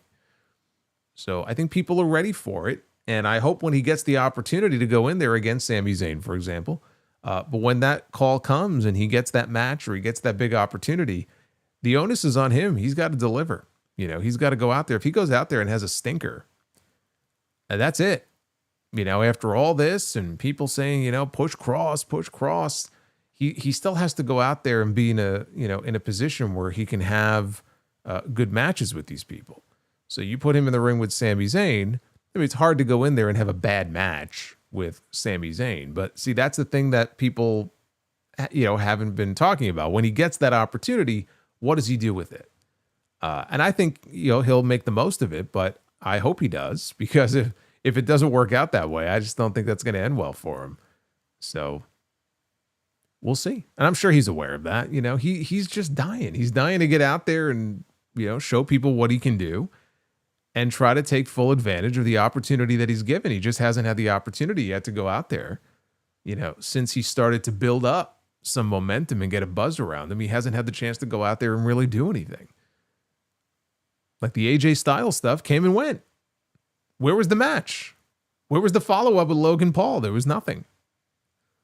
Hopefully that doesn't happen here. Hopefully they will actually follow up with a match and not forget about it. The main event was the final first round 4-way match. Fatal 4-way in the King of the Ring tournament. Sheamus, Rusev, Bronson Reed, and Jey Uso. There was an open spot. There was a mystery man spot. Remember we were talking about this last week, and I said, man, there's a lot of options here. Jey Uso just lost the World Heavyweight Championship. Maybe they slot him in there. But there's also, Ilya Dragunov. Where's he been? And there's Chad Gable or, El Grande America. I mean, there were a lot of different potential options here. Some people were joking, Goldberg. Put Goldberg in the King of the Ring. Those people were promptly kicked out of here. So what they did was, during the week, and maybe they did this on Friday, they just announced that Jey Uso's getting the spot. Actually, I think it was a video that Adam Pearce posted on social media. It's like, Okay, well, so much for the mystery man spot. It's Jey Uso. But it makes sense. I mean, Jey Uso lost the world championship. What's he going to do now? You know, he's still over. He's still super over. You know, as soon as he lost the world title, he became one of the favorite choices to end up in this spot. I might have kept it as a surprise, though. So Corey Graves said that this match had more beef than a Brazilian steakhouse. Reed and Rusev, they fought to the floor. Rusev ran Reed into the ring steps. Jey Uso, who was out there with his ribs all taped up, hit Rusev with a suicide dive heading into the commercial break. Sheamus got dumped over the barricade. Reed, though, after he dumped him, he just stood there. And he was posing with his back turned. And he was standing there and he's posing. And it's like, okay, you're just waiting now. And then in the background, you see Sheamus. He rises up like an Irish sea monster. And he grabs him and he delivers the 10 beats. And then he delivers 10 more. Jey super kicked Sheamus as he climbed over the barricade. And then he avoided a charging Bronson Reed, who crashed headfirst into the barricade. And then after that, Jey charged Rusev, who put him down on the floor. Back inside the ring, Reed caught Jey jumping from the middle rope and he power slammed him, and that took us into the final commercial break. After that break, Sheamus hoists up Bronson Reed in the middle of the ring, which was impressive, and he held him there. Got him in position for white noise, and he held him there for a few seconds, and then he dropped him. Only got a near fall, though. Rusev grabbed Sheamus. He delivered a Uranagi slam onto Reed. Rusev blocked an Uso super kick and dropped Jey with a kick of his own. Rusev put Jey, how about Rusev in the main event here on Raw? Rusev put Jey in the Accolade. He had to reapply the hold a couple of times. Sheamus drilled Rusev and Reed, each with a couple of wicked knee strikes. Sheamus went for the pin. Reed broke it up. Reed hit Sheamus with a tsunami splash off the top rope. He squashed him. Jey broke up the pin barely. Didn't have a whole lot on that, but he did break the pin up. So then Jey delivered a weak spear to Bronson Reed. He went up top, and Braun Breaker showed up. Because remember, no disqualifications here in a fatal four-way. And they've been doing this a lot. So Braun Breaker shows up. He shoves Jey off the top rope into the ring. But then Sami Zayn arrives at ringside. Big pop for Sami. He ran Breaker into the ring post. He set up for a haluva kick. He came charging in. Breaker, though, grabbed him, picked him up. He gorilla pressed him, military pressed him over his head, and he press slammed him onto and over the announce desk like he was nothing. Then Penta shows up. We hadn't seen him all night. Penta shows up in street clothes, and from the ring, he does a flip dive out onto Braun Breaker, or at least that was the idea, because he mostly missed him and landed on his ass. But the fans didn't care. They were just super happy to see Penta. He was all fired up. In the ring, Reed hit Jey with the Death Valley driver. He climbed up top for another tsunami. When LA Knight showed up, we had the revolving door of people here in this match interfering left and right. LA Knight shows up, also big pop. People weren't expecting to see him. And he pushed him off the ropes. That was revenge for them screwing Knight out of his match. His King of the Ring first round match on Friday night. Jey then speared Reed. He hit an Uso splash onto Reed's back. And then he went up top for a second time, hit Reed with a proper Uso splash. And he got the pin to advance to the semifinal round of the King of the Ring. So Seth Rollins' music hits. And he angrily stormed down to the ring. He was in a suit. He removed his suit jacket. He opened up his cuffs. He rolled up his shirt sleeves. Got into the ring. Jey was still down on the mat before he could do anything. Cody Rhodes' music hits. And out comes Cody. He rushes the ring. He goes face to face with Rollins. Crowd starts singing. Well, that starts, but when Cody's music got cut off, they continued to sing his song for a little bit. And after a tense stare down between the two of them, Rollins, who looked like he was ready to explode, either that or he had a bad burrito and he was ready to fucking just blow. He had that look on. He's like biting his lip. He's like doing everything he can not to explode here. And he decides to back down. So he's going to be the better man here. and he exits the ring. Cody turns. He looks over at Jay, who is selling his ribs. Cody offered his hand. Jay accepted, and that is how they went off the air. It was a fun main event. It was a lot of star power out there. I was left wondering what brand split. What brand split again? But, they'll say, well, Royal Rumble season, King of the Ring season, War Games season, Elimination Chamber season. Basically the whole fucking year. There is no brand split. You can't say, well, it's King of the Ring season and then say, oh, it's Royal Rumble season. It's this season. It's duck season. It's wabbit season. No, it's duck season. It's wabbit season. There is no brand split. Give me a break. But honestly, this turned into a hell of a spectacle is really what this was, especially with all the run-ins. It got ridiculous there, but, it was fun seeing guys like Penta and Knight, come out to big pops to get their revenge so they don't look like total geeks who get screwed over in their respective matches and then they don't do anything about it. You have to do something about it. It's like Money in the Bank. Like, why didn't we see CM Punk? Why didn't we see Roman Reigns, right? It's just stupid. After what Seth Rollins and his guys have done to them. So Penta and Knight coming out there and doing what they did made total sense. And it just made for a satisfying ending if you were looking for Seth's crew, which still has no name, by the way, to get their comeuppance. They got a taste of their own medicine here. And it was a way to send the fans home happy. And we have had a lot of interference in these King and Queen. It's not just the King of the Ring matches, but some of the Queen of the Ring matches as well. I mentioned Rhea and Raquel. They've gone back and forth, kind of interfering in their respective matches. More so on the men's side, we have just seen so much interference in these matches. And at least they have, they've done that, but they have turned around and tried to make it make sense. Where if somebody got screwed over in one match to put heat on the heels, the babyface would come out and screw them right back. And they're trying to set up stories now coming out of these tournaments, like LA Knight and Seth's crew. And I don't know how that's going to work because Knight, again, is not even on the same show with these guys. But then again, what brand split, right? It probably doesn't even matter, even though he really should be on Monday Night Raw. But like with Knight and Penta and Sami and guys like that, you're trying to set up stories now, especially for the people who are already bounced out of the tournament, something for them to do coming out of it, going into Night of Champions or going into even SummerSlam. So it's one thing to do interference, but you got to make sure that it makes sense and it's actually going to lead to something.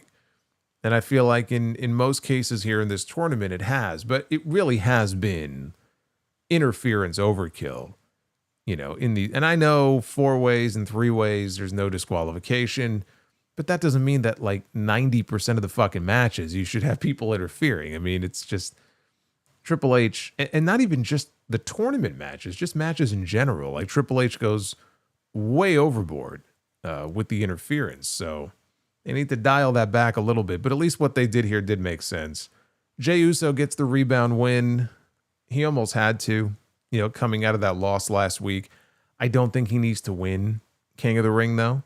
I think that would be stupid. I think that would be a mistake because that just means you're setting up another World Heavyweight Championship match for him at SummerSlam.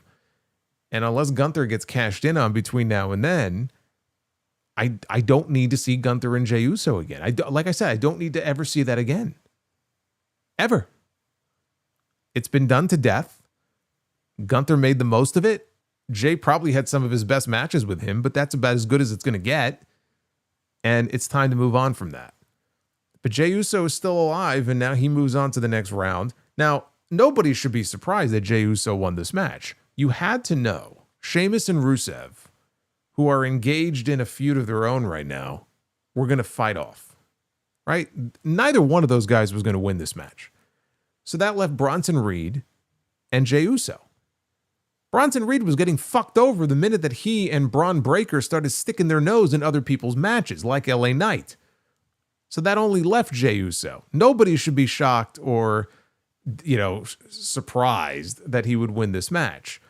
But now we go into next week. And Raw next week is going to be in Columbus, Ohio.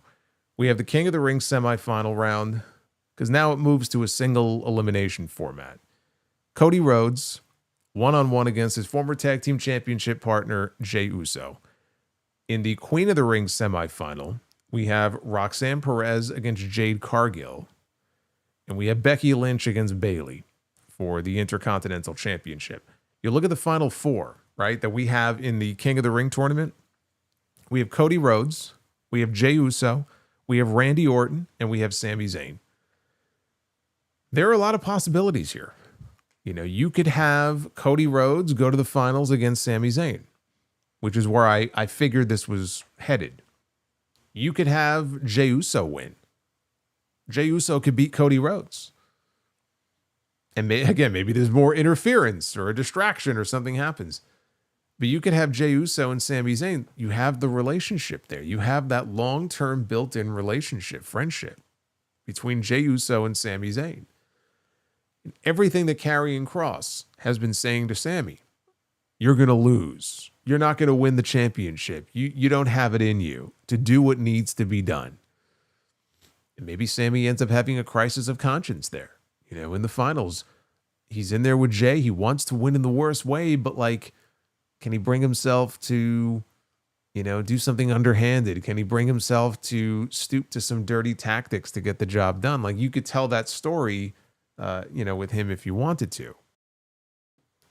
Randy Orton against Cody Rhodes. You gonna tell me there's no history there between those two? I've been waiting for Cody Rhodes against Randy Orton since Cody came back. We still haven't gotten it yet. They've teased it, but we haven't gotten it. We could get it in the finals of the King of the Ring. I don't see Randy Orton going to the finals of the King of the Ring 2 years in a row and losing 2 years in a row, though. And I don't see him winning. So I don't think we're getting Cody and Randy. But you have a few different options in terms of the way you go. I'm sticking with Sami Zayn to win King of the Ring. It could be Cody. It could be very simple. Cody wins King of the Ring, and that's how he gets John Cena at SummerSlam. Because we're already giving away Cena and Punk at Night of Champions. What other match would even make sense for John Cena at SummerSlam, if not John Cena and Cody Rhodes?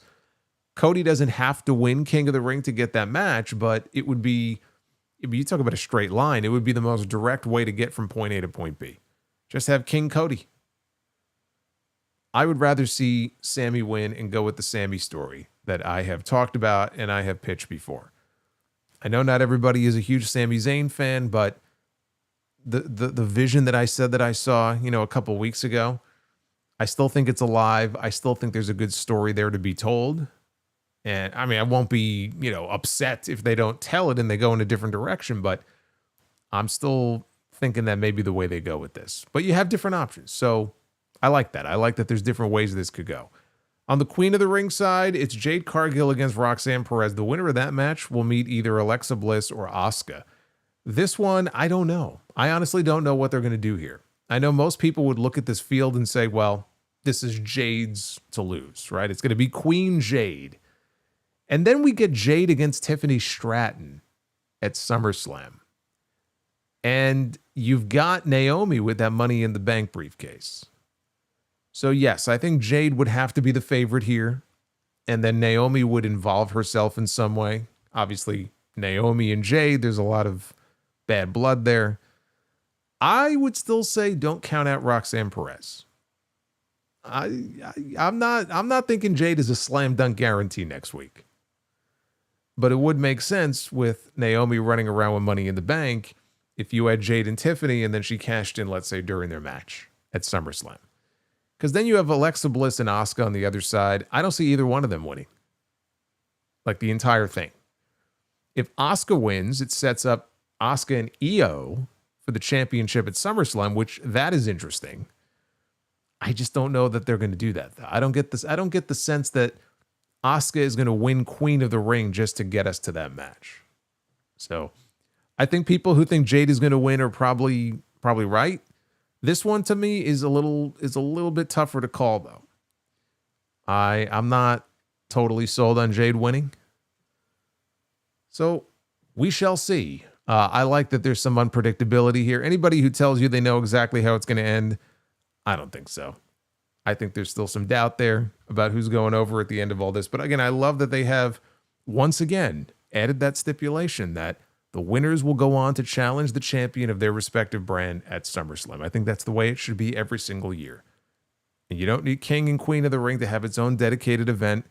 You could do it the way they're doing it now at Night of Champions. I was worried we weren't going to have it at all this year, but I'm happy that they brought it back. And brought it back in June as opposed to May, which is when it was last year. That way, there's less of a gap between the end of the tournaments and SummerSlam. It's about a month, as opposed to 2 months or 2.5 months. I think that's the way to do it going forward. Let's take a look at the Twitter poll here. What did you guys think of Raw from Green Bay? 73% thumbs up, 26.8% thumbs down. And that is with 1,100 votes in so far and counting on X. So a thumbs up for most people here for Monday Night Raw. Let's take a look at your Super Chats. Find out what you guys thought of this show tonight. That's what I want to know. And thank you for sticking with me tonight here. The first review of the week. Sorry I wasn't with you on Friday. I heard it was actually a good SmackDown. Typical, right? Typical. I wouldn't be here for it. Hopefully it'll be another good show this week, because as we all know, they are 3 hours permanently.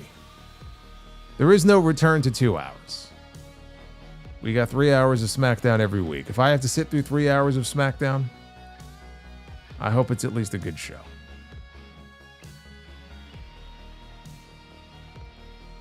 All right, let me go back to the very beginning of this list here that you do not see on screen, but I cannot leave out my my early chatters here.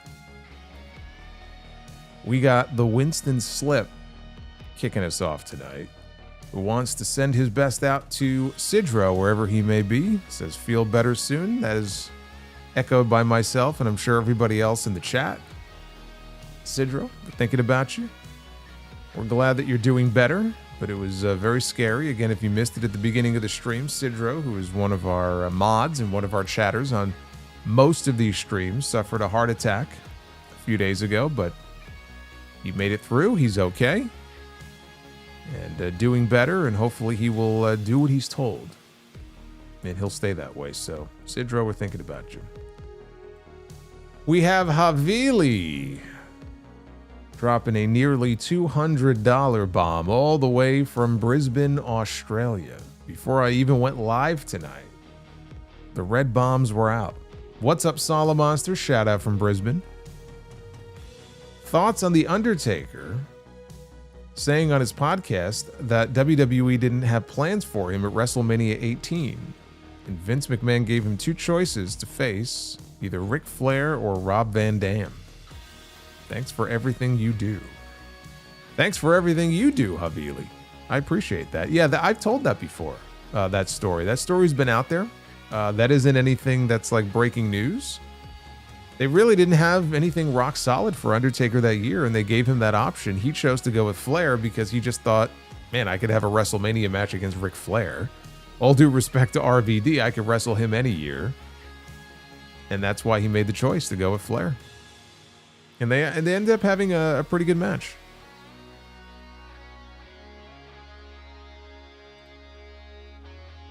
Avili has a couple more that he dropped here.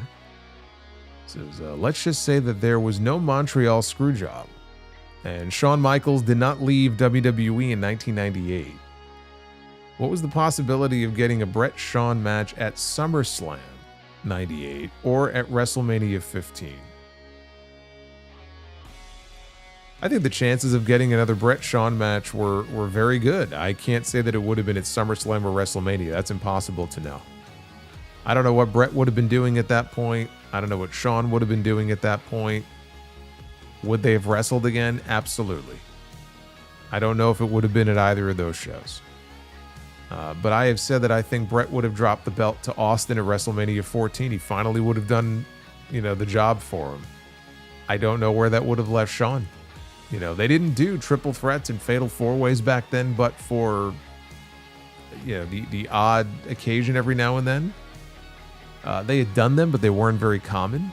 I can't see them doing that as a WrestleMania main event, so I think Shawn would have been out of luck. He would have been doing something else on that show. I just don't know what that would have been.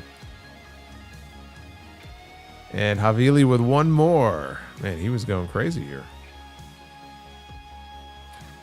It says, favorite group of Conans. Wolfpack, LAX, 3 Live Crew, or the Filthy Animals? I'll say the Wolfpack. I'm definitely not going with 3 Live Crew. Dream Holiday Vacation.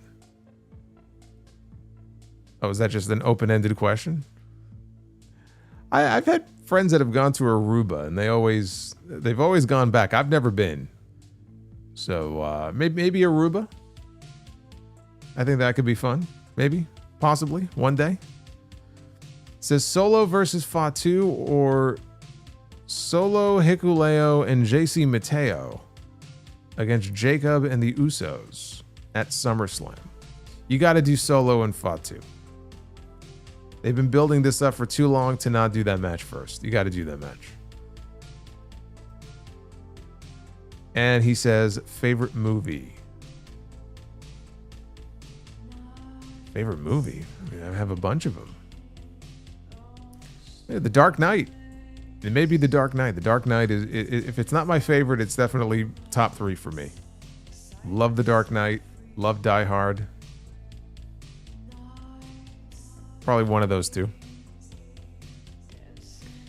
Sidro, he was in here earlier. Here he is. Thank you for all the support, guys. Love you guys. I'm back. Joke time, he says. Told my wife I was going to start smoking pot. She says if I did, she was going to leave me. There's proof that it gets rid of aches and pains.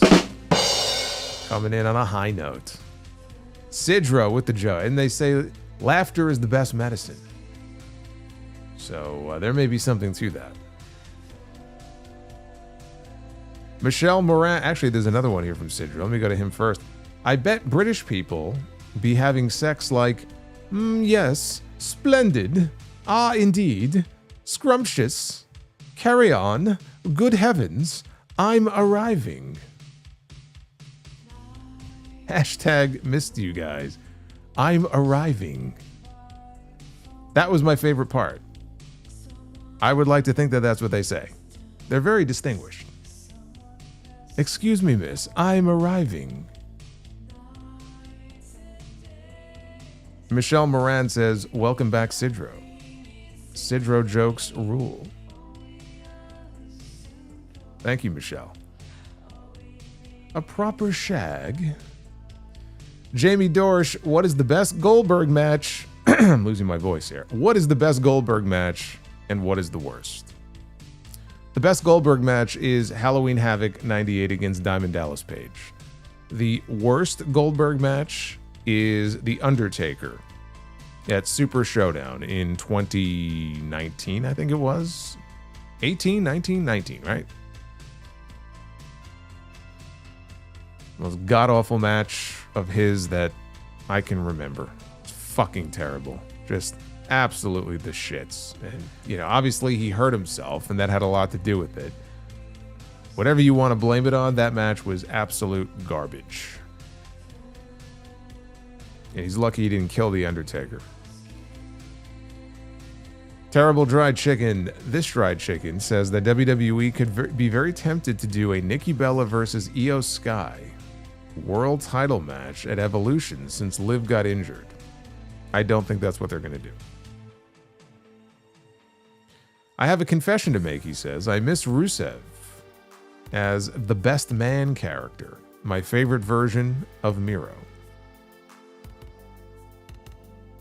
You weren't a big fan of Rusev Day?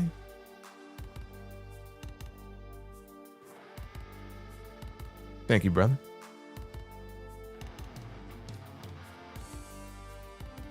Robbie H5. Man, hope it's nothing serious with Liv Morgan. Shaking my head. Well, it's a dislocated shoulder. Hopefully it's not too severe. That's the only thing that we have to wait to find out. It's all about the severity of the injury. Hopefully, you know, it's nothing she needs surgery for. I mean, it could be worse. I mean, she could have torn something. Shoulder injuries are tough for some people to come back from. Like shoulder injury, like if you break your shoulder, which, you know, thankfully it doesn't sound like that happened here. But like I've known people who have broken their shoulder. Like that's tough. Like that's a tough recovery. Sidro. Bruce Lee had two brothers. One was a professional hockey player. His name was Gol Lee. They say he killed his other brother, allegedly. Sidro, I'm sorry. Sorry, Sidro. I hate to say you suck to somebody who just had a heart attack, but Sidro, my God. Aaron, hopefully Liv won't be out for too long and they can continue the Judgment Day story, building up Roxanne and have Liv return as a babyface to save Dominic. Yeah, I don't know about her coming back as a babyface. I could see them building to that eventually. But all you got to do is what I suggested before about substituting Roxanne for her with Raquel and just tell the story from there. It's just a natural flow. We got Vinny Boiler coming in. I would love to see WWE experiment with splitting the men and women roster up into their own brands. I think currently the show suffers from having men and women feel separate aside from the Liv and Dom stuff. Well, then the answer would be to just mix them up a little bit more. Come up with more stories where the men and the women interact with each other. I don't think that segregating them on their own shows is the answer. I want to have a mix of both. MGM Ballin. Now we're caught up to our list on screen here. MGM Ballin. Thank you for the 1999. If we can bring back Asuka's CFO's theme, her Def Rebel theme was basically on the same level, then why can't we bring back Rusev or Sheamus' CFO's theme? Their Def Rebel themes are trash. So frustrating. Yeah, I mean, it all comes down to rights. It all comes down to who owns the rights to what, and it's I get the feeling that it's a whole big mess when it comes to that stuff. I can't explain to you why, you know, we have some CFOs themes and some we are not allowed to have. I don't know. I don't know the answer to that, but I'm sure it has to do with that, and it's just something that, you know, we have to deal with. Look, I'll tell you what, WWE Vault. You want to hear about something really fucking awful? The WWE Vault channel on YouTube the other day, they uploaded a 15-minute tag team match. I think it was released years ago on one of their WWE unreleased DVDs. It's got no commentary, but it was from a Superstars taping in August of 1990, a few weeks before SummerSlam. And it was the Ultimate Warrior and Texas Tornado against Rick Rude and Mr. Perfect. And I had forgotten how god-awful the Rick Rude dub is, because whoever owns his original WWF music, and I don't know if that was a JJ Maguire, Jimmy Hart thing, or if Jim Johnston did that. I'm going to guess it was Jimmy Hart and JJ Maguire, but they clearly don't have the rights to it. So over the years, they have dubbed over his old theme song with, I guess, something that's meant to sound similar. It sounds so bad. So like I'm watching this match and he comes out to this god-awful music and I'm like, God, this is the shits. It just takes me out of everything. It's so bad. It's just so bad. But it all comes down to rights. Ian Gomes, or Gomez. I'm going to say Gomes. That sweater looks all. It's not a sweater. This is not a sweater, dude. It's summer. Thank you, though. This is a hoodie, a zip-up hoodie. Where do I buy one? He says. There is a website called IEDM. They actually have a lot of stuff, hoodies and shirts that people wear to like rave parties, which I don't go to, but I love some of the shit that they have on there. So I have a green one as well. That's where this is from. It's probably IEDM.com. I don't know if it's IEDM.com, but if you just search for it, you'll find the website. You can find them there. Randy Bobandy with a $9.99. Can you see a Seth Rollins versus LA Knight for the Money in the Bank contract, like Edge against Kennedy in 2007? No. No. Why would Rollins agree to that? The only reason they even did that in 2007 was because they had to rush to get it off of him because they thought he was injured. And even then, I never understood what was the rush. If he wasn't going to cash in until WrestleMania the following year, what was the need to rush the briefcase off of him? But that's the only reason they did it. It made him look like a complete fucking idiot. So, no, they're not going to do that. Mr. Rod, Goldberg on Raw tonight was the most laughable thing on the entire show. As I've always said, highly unnecessary. I agree.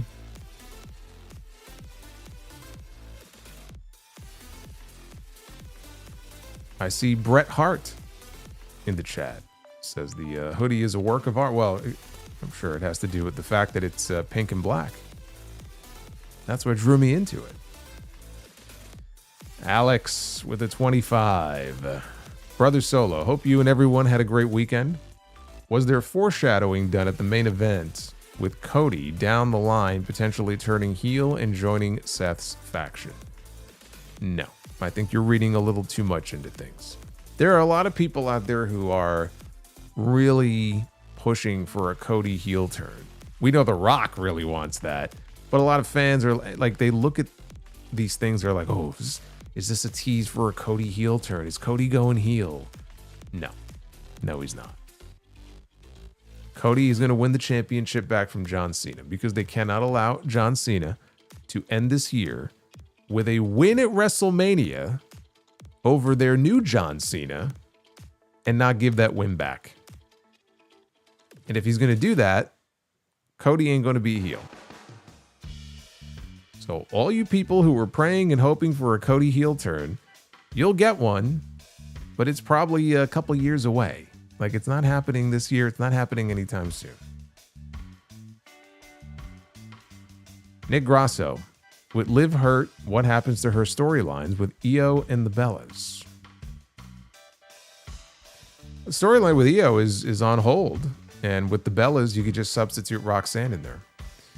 Also, do you think we get Asuka against Io either at SummerSlam or at Evolution? Because I think next month is too soon for Rhea. I think they should save that for Perth. I think that Rhea should be kept away from the championship for a while. She doesn't need it. It's time to give some other people a chance at it. Asuka and Io, I think, is a possibility for SummerSlam. I don't think that means Asuka needs to win Queen of the Ring necessarily, though. Remember, one champion is not going to win, or I'm sorry, one challenger at SummerSlam will get their women's title match, and it won't be through Queen of the Ring. So, could we get Asuka and Io on that show? Look, dude, I just hope they have something soon for Io. Io is the women's world champion. Unless she's been hurt and they've kept it very close to the vest. How often have we even seen Io wrestle since WrestleMania? She has just been a complete non-factor on these shows. At least tonight she delivered a drop kick. She got physical. But I mean, she has done absolutely fuck all since WrestleMania.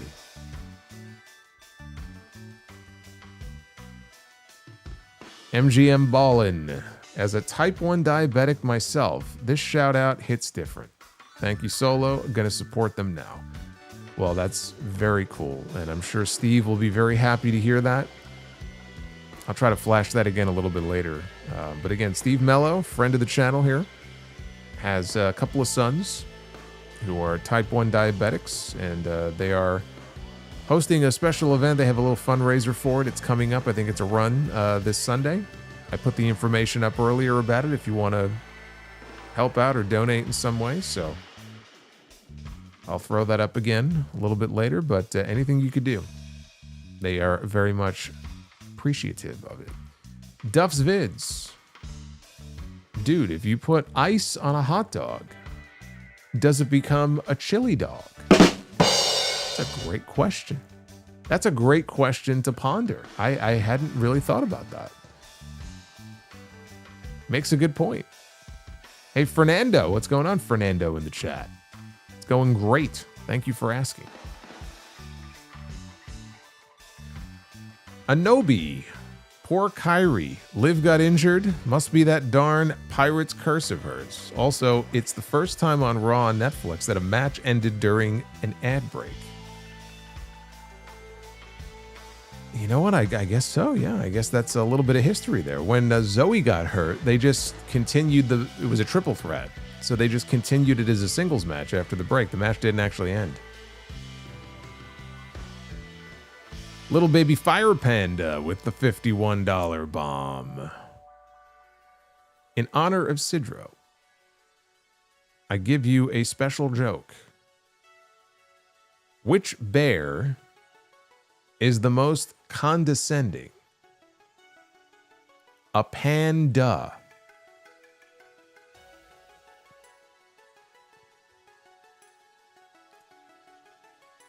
Well, Fire Panda meant well. And since it's for Sidro, I'm sure that it gave Sidro a chuckle. But that's not at the level of like a Sidro joke. A panda. You know what, though? It's the thought that counts. That's what matters. Don't boo this man. Don't boo this man. He meant well. Dan Richards, thank you for 24 months of channel membership. I want Kairi against Io. They had a three-way years ago, which was on a different level in the few spots they did together. Get well, Sidro, long live dad jokes. What was the three-way? In WWE? Who else was in that three-way? What event was that from? Joseph. Russo said that Jay was drunk online. What a douche. Yeah, well, I mean, he's said a lot of stupid things.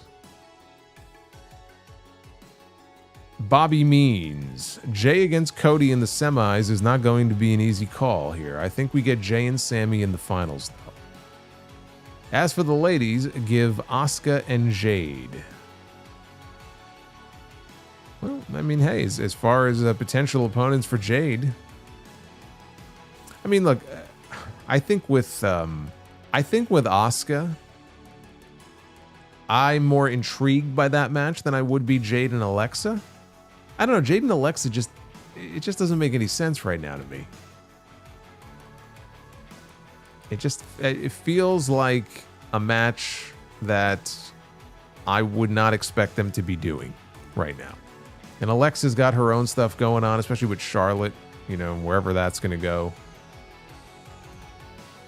Yeah, it's a tough call. I still wouldn't count out Roxanne. I mean, everybody's just assuming Jade's going all the way to the finals and winning. I think you're probably right. But if Roxanne beats Jade, somebody would have to get involved. We've had so much interference in these tournaments. Would it really shock you if somebody interfered here too? Who would interfere, though? You know, that's the thing. Like, who would get involved and why? Naomi? No, I don't know. I like the fact that I don't know.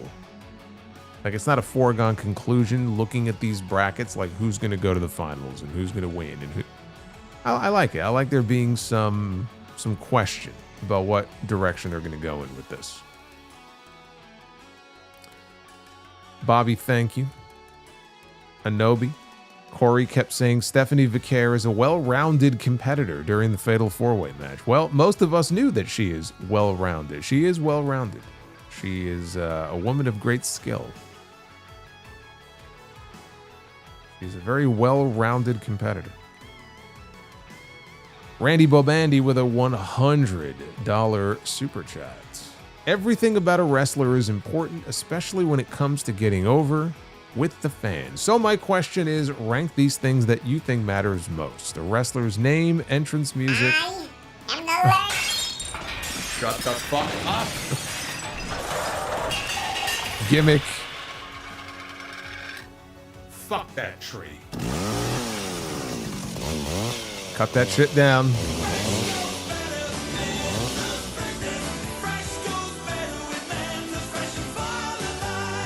Mentos, the fresh maker. Oh my god, the chainsaw, it started cutting into the Mentos. Can't have that. Typical learning tree. Interrupting here. Anyway, he wants me to rank the qualities about a wrestler that matter most. Name, entrance music, entrance to the ring, gear, gimmick, finisher, and promo skills. You know, it's an impossible question to answer because, again, they're all oh my god. Shut the fuck up. This motherfucker. Fuck that tree. I'm going full lumberjack tonight. My god. They're all very important. I don't know that if I made a list, like for example, I can't make a list and say that a wrestler's name is the most important thing because it's not always the most important thing. But then you may get a wrestler with a really shitty, terrible name and it ends up being the most important deciding factor in whether or not they get over or get pushed or fans make fun of them. It really is it's gonna vary. It's gonna differ in every case. Me personally, I think that gimmick and promo skills are probably at the top of the list. If you get a bad gimmick, you could be done. Like that could be it for you. If it's bad enough, like it could be the sort of thing you may never recover from. So gimmick is very important if you're going to have one. Gimmick is very important. Promo skills are also very important, you know, and not just in WWE. I think wherever you are, whatever promotion it is. And I know, you know, in AEW, there's more of a premium on in-ring work as opposed to just promos. But I think even in AEW, in every company, you need to have the ability to effectively communicate with the audience and connect with them verbally in some way. Communicate what your goals are. If you're trying to get heat as a heel, right? Verbally. If you are a fiery babyface, you know, who's coming for revenge on the heel. There have been some classic babyface promos that have stood the test of time and have elevated people from being just another guy to legendary status, right? There's been a lot of great promo guys over the years who maybe their in-ring was not the best. Nobody will ever mistake Rowdy Roddy Piper in the ring as being the best wrestler, the best in-ring wrestler, you know. But he is among the GOATs when it comes to promos and his verbal skills. That's really what carried him more than his in-ring. So I think gimmick and promo skills would be at the top of my list. After that, I would say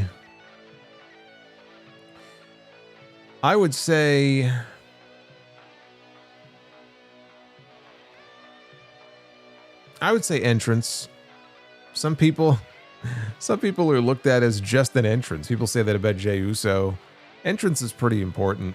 Entrance music is very important, which is why Def Rebel being responsible and now doing AI themes is just, it's so fucking terrible. Because it's such an important part of the package when it comes to these wrestlers.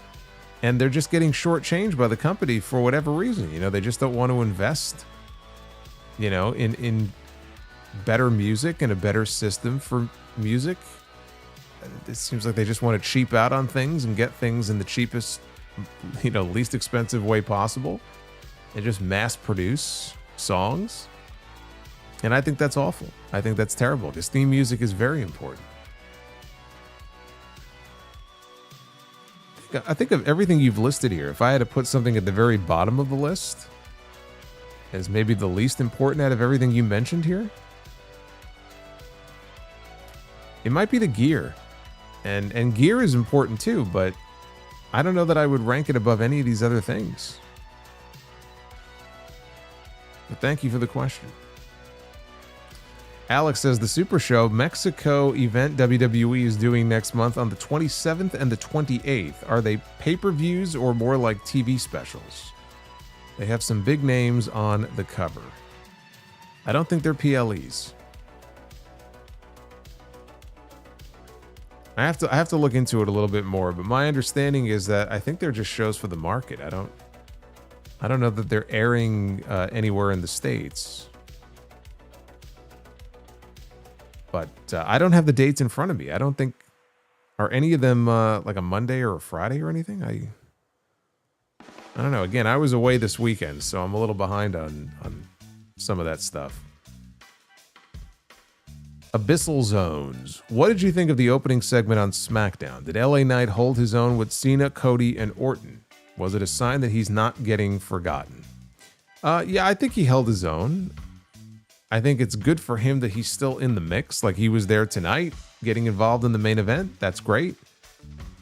But there's a difference between just being involved and actually winning important matches, which he has not done in a very long time. And the longer that goes on for, unfortunately, it's going to reflect poorly on him. People are going to lose faith in him. He can't win the big one. Like, he should have been a shoo-in for Money in the Bank. And he lost again. 3 years in a row, he has lost in Money in the Bank. He lost at WrestleMania. He lost at Backlash. You know, he loses and loses and loses. And he's like the most over jobber in the entire company. But at some point, that has to change. I thought he held his own, though. Jeremy Rose, what happens when you smack Dwayne Johnson on the butt? You hit rock bottom. You probably also get smacked in the face, unless you're a hot woman.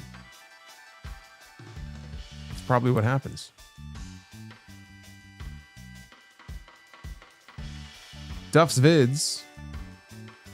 Light bulbs were such a good idea that they became a symbol for a good idea. Yes. Yes, they were. Yes, they were. Uffman Entertainment, Becky Lynch needs to be a super chat. Somebody will have to get to work on that one. I don't know how you visualize that. Jeremy Rose, does Balor get the pop and beat Dom for the belt?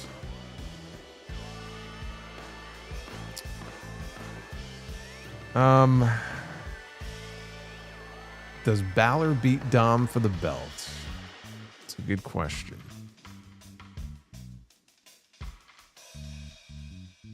I say yes. I think so. Duff's Vids, when you say forward or back, your lips move in that direction. Forward, back. Oh, wow. You know what? He's right. He's right. I think the light bulb just went off in my head. Arabian Night 2000. 2 months in, has Black's return been a dud? Crowds aren't reacting much, and Triple H should have put him in something meaningful. No momentum, just apathy. I'm sorry to say, I would agree. I think it's been very lackluster so far.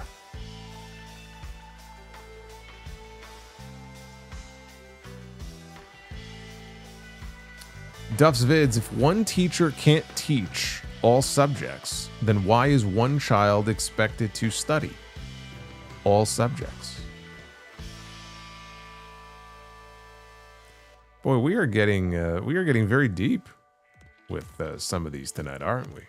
If one teacher cannot teach all subjects, then why is one child expect? Well, that's not true, because when I was in elementary school, I only had the one teacher, and they taught math, and they taught social studies, and they taught all kinds of stuff, science. So, in fact, if you're a teacher, you can teach all subjects. So I disagree.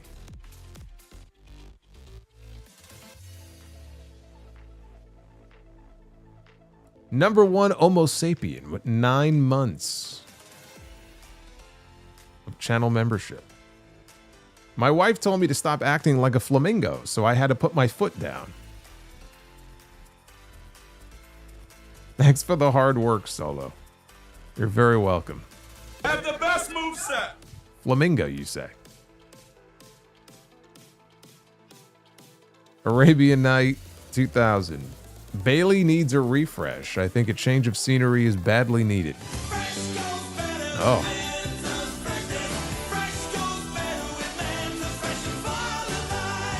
Mentos, the fresh maker. The fresh maker indeed. When you are down on your luck, you grab a Mentos. See, I hope, wherever he is right now, I hope that when he was in the hospital, I'll bet you anything, they gave Sidro some Mentos. And immediately he perked up and his health improved. He could be in a commercial. That's how they're supposed to work. No matter what situation you find yourself in. Triple H, they could do a whole series of WWE Mentos ones where Triple H is, you know, he's sitting in the writer's room. He's having writer's block. Can't figure out what to do with LA Knights, clearly. All of a sudden, he pops some Mentos. Ah, I've got it. Scribbles down his ideas. The very next scene, he's sitting in the back with his headset on, and we see on the monitor LA Knight winning the WWE Championship, and he looks up and he gives the thumbs up. And we get that really cheesy thumbs up at the gorilla position from Triple H with his glasses on. Mentos, the fresh maker. You can do a whole series of these. See, I got all the ideas. But Arabian Night says, Bayley needs a refresh. I think a change of scenery is badly needed. She's done everything in WWE. When her deal is up in early 2026, she should go to AEW.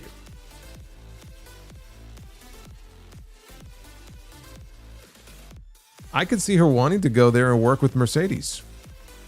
But she would have plenty of other talent to work with that she's never worked with before. Can't rule that out as a possibility. Christopher Kukler. Good to have you back, Solo. It's good to be back. Thank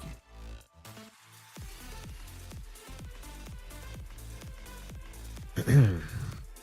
We have a newbie here with $1.99. It's our friend Jenna Talia is with us. Jenna, it's good to see you. Now, many of the folks in the chat haven't seen you in a while. It's good to see you. Kairi needs to let her kip up go.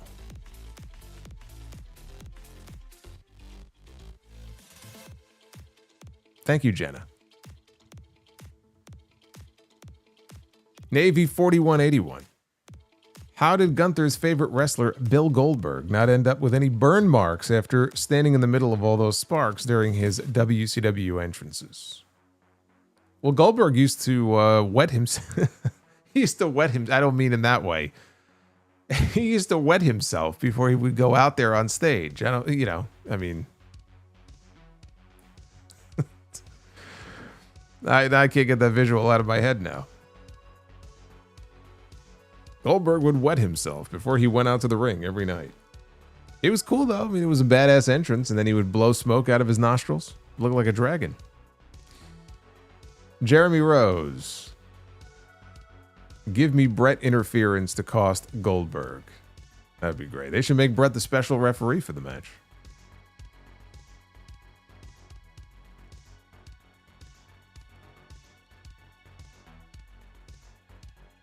Jeremy Rose also says Jade beats Tiffy and Naomi cashes in. Well, I mean, that would be one way for Naomi to get her win back from WrestleMania over Jade. That works.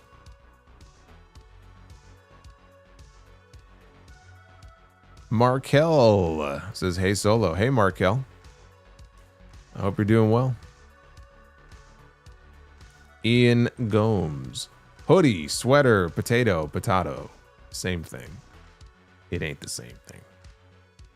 If I was wearing a sweater right now, I'd be dripping. I'd be sweating bullets like Bill Goldberg was on this show. Tonga Loa Superfan. How long should WWE wait before putting a world title on Tonga Loa when he returns? Minimum 5 years. You got to really build to it.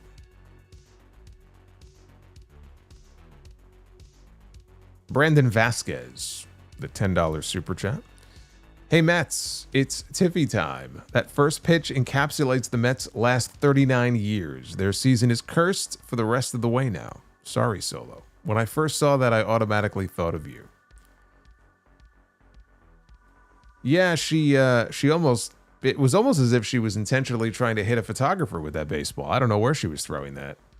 She's got a hell of a throwing arm, though. There are some teams in Major League Baseball right now that could probably use her in their bullpen. JR Vaquer with the $12 super chat. Part 1. As someone who had a heart attack after the LA Mania, walking back to the Uber. Oh, wow. The, what is that? God, it's a fracture, ejection fracture. Is that what it is? His was at 14%. Had to wear a life vest like Bray Wyatt for 4 months and couldn't drive. Ended up in 3 stents, ablation, and ICD put in the last 3 months. I'm now able to play hockey again. The recovery is long. Keep your head up and listen to your doctors. Well, JR, I'm glad you're doing better. That's a very scary situation. You know, you mentioned that life vest that Bray Wyatt had. Evidently, you know, when he passed away, he was not wearing it. He had left it in his car, and maybe he didn't want to wear it. Didn't think he had to wear it. Maybe he would still be here if he did. So it just goes to show you, though, like, when they, you know, when you have a heart attack, you have a heart issue, something obviously that's very serious. There are some people who think they either know better or, well, it's no big deal if I just skip this, or I don't do that, or I don't really want to do that. Maybe it makes them feel weak. They want to feel normal again. You know, Sidro in the video he posted on his Twitter mentioned that there were medications, I think, for his diabetes that he wasn't taking for the last 6 or 12 months. So you're really tempting fate when you do stuff like that. There's just some stuff that's serious enough that you have to do what you're told. So maybe examples like this can kind of wake people up to that fact, and something good can come out of it. But, you know, please, everybody listening, if something happens and the doctors tell you got to take this, you got to do that, trust me, they know better than you when it comes to a lot of that stuff. So just do what they tell you to do so that you can still be here and joining all of us every single week. That's a scary number, though, 14%. That's not good. Remember when Triple H talked about his heart issue? I think his ejection fraction was also down in that range, like 10% or something like that, which it's supposed to be a hell of a lot higher than that. And he's very lucky that he is still with us. Let's put it that way. But JR, I'm glad that you're doing better. Eminem with the $30 super chat. Mario riding in a cart, eating a Pop-Tart. He had to fart, but instead he shot a dart. Then he called his friend Bart and asked him, "Do you have the best moveset?"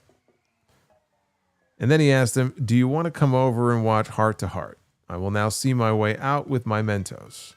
Yeah, make sure you lock the door on the way out and barricade it, because that was, I don't know what that was. I think Kevin Owens saved that one. He did a run-in to try to save you a little bit there.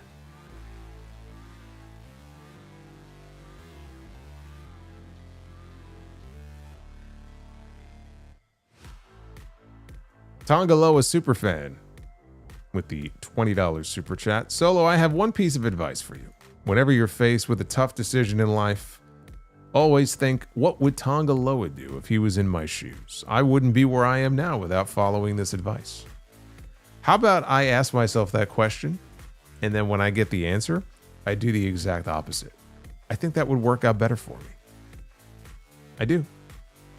That actually might be a piece of very sound advice. I might use that in my everyday life. Just do the complete opposite.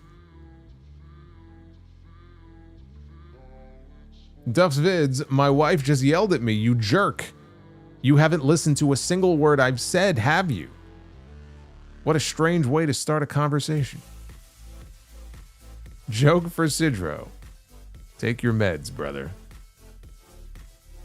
Yes, indeed. Listen to Duff's vids. These are wise words. Got to keep that competition going. Eminem, I forgot to save you a mento, so here you go. Shout out and prayers to Sidro. Glad you're doing better, brother. We're doing good. As a fellow YouTuber, we all need to relax on any beef with anyone. After last Sunday's event, we need to do better. Thank you, Eminem. A lot of love tonight for Sidro, which is good to see. Jeremy Rose, your stream has better music than most of WWE. You know what? You're not wrong. Sadly, you're not wrong. The Winston Slip, buy, sell, rent. Intensity, integrity, and intelligence. I'm buying integrity, I'm renting intelligence, and I'm selling intensity.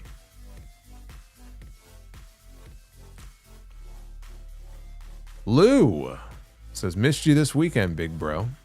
It's not very often that you miss me over the weekend. It's very rare, in fact, but I was not here. But I'm back now. Thank you, Lou. Duff's Vids, back again. Duff's Vids says, how do you win an argument with your wife? Start undressing and she'll instantly get a headache and go to sleep. Are you sharing this from personal experience, Duff's Vids? Or is this something that you've heard? I feel like there was something a little personal in this message here. But that's okay. That's okay. You don't have that issue here with us. Your secret is safe with us.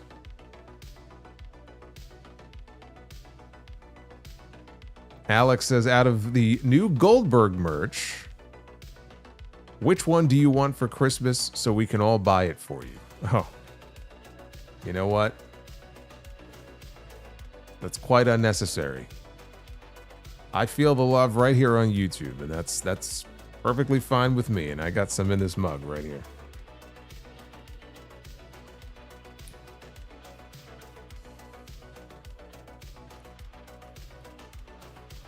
Tongaloa Superfan, how much time do you think is too long to spend down in NXT once you debut on TV? If you haven't been called up yet, is it 5 years? Well, I mean, you know, there are some people who need a long time in NXT, who maybe are starting from scratch, you know, out of the Performance Center, and it just takes them longer to, you know, get to a place where they feel like they're TV ready. And when I say TV ready, I mean Raw and SmackDown ready. Then you have people like a Stephanie Vaquer or a Ricky Saints or a Mariah May who may go to NXT first, and they certainly don't need to be spending 5 years there. Some of them don't even need to be spending a full year there. So I don't think it's a set amount of time. A lot of it depends on your experience level. If you're someone who has television experience working somewhere else and you have a name, I think anything more than 2 years is too long. And if you're somebody who doesn't have that experience, I think in most cases, you may not be there long enough. It all comes down to experience level. I think people like Sami Zayn and Finn Balor spent, if not 3 years, close to like 3 years in NXT. Then you have somebody like Kevin Owens, who I don't even know if he spent 6 months down there. Or maybe it was about that long, 6 or 7 months. So, I mean, it really varies. But guys like that who have, you know, so much experience and they're more than ready to be on the main roster, I wouldn't have them on NXT for much longer than a year, if that, you know, give or take. You know, once you have a spot ready for them, you call them up. You know, I wouldn't be wasting them away there for too long. But I would also say, if you're somebody in NXT who needs the experience and you've been there for 5 years, it's probably time, if they don't feel like you're ready to be on Raw or SmackDown, it's probably time to cut bait. It's just not going to work out. I mean, 5 years is a long time. And Retro KOH, get well, Sidro. We need you to help Solo with his jokes. Please take your meds. Sound advice. But I mean, there are people that have been called up from NXT where it's like, I said this when, oh God, who was it that they called up? Well, Jade never even really started there. I'm trying to think of a good example of somebody who they called up and it felt like this is way too soon for them to be on TV. There was one female performer who they called up and I felt that way. Maybe it was Nia. Maybe it was Nia, but there was somebody else as well. But there are just people who would really benefit from being down there a little bit longer, and it sucks when you can tell like they've just been called up way too soon. And to take it back even before NXT, I think of somebody like Chris Masters, who they had a gimmick for, and Vince fell in love with his physique and the muscles, right? He was probably, jerking off backstage every time he walked past this guy. He's somebody who really got screwed because he got called up way too soon. He really did. And actually, when he came back to the company a few years later, he was much better, like as an overall performer and in the ring. And when they brought him back, they never really pushed him in a serious way. But he was somebody who really would have benefited from being in a system like that for another year or two and get some more seasoning. And then finally, when it's time to call him up, he's a lot more prepared. So you have people that get called up way too soon, and then it's like sink or swim. Some can swim, and other people, it doesn't work out quite the same way. But it's like, man, if you just gave them a little more time, goes both ways. What happened to Kia? Yeah, Aaliyah. She's a great example of that. Lacey Evans, Eva Marie. Yeah, there have been a lot of examples of that. Kiana James. What happened to Kiana James? She was hurt. I don't think she's hurt anymore, so I don't know what they're waiting for. Maybe they're just waiting for a spot creatively to bring her in. But she got hurt. I think it was ACL. I think it was an ACL tear. But I feel like it's been long enough that she should be back. So I'm not really sure what's going on with her.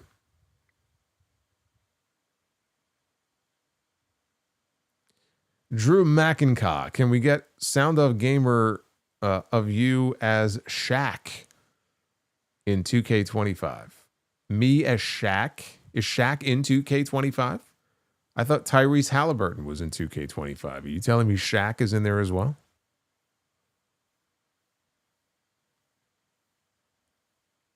I guess he technically did wrestle in WWE before. Well, we hit not only our main goal on the likes, and thank you for that, by the way. Keep hitting that like button. Let's drive that up even more. But we hit the secondary goal, 10 out of 10. So you guys killed it tonight. He's DLC. Okay, so Shaq is DLC in 2K25. Oh my goodness. What have these games come to? You get in 2 rounds. Be the booker. Let's do it.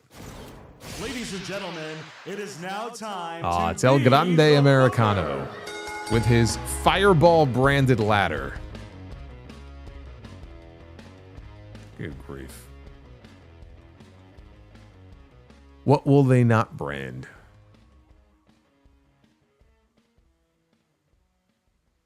Well, Be the Booker. I'll tell you what. Be the Booker has no branding, although we're always open to it.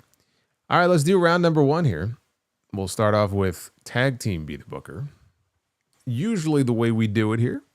Let's get a good tag team here. You know what? They were not a bad team, but they were just kind of pieced together for a period of time, and they'll be one of those forgotten teams many years from now. They're probably already forgotten by some people. Ricochet and Braun Strowman. The big man and the little man. David and Goliath. They were a team on SmackDown there for a while.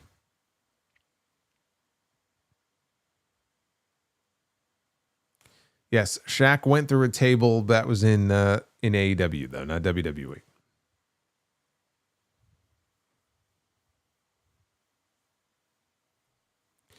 And we have the APA.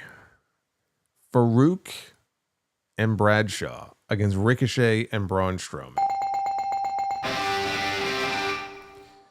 Imagine Bradshaw taking Ricochet's head off with a clothesline from hell.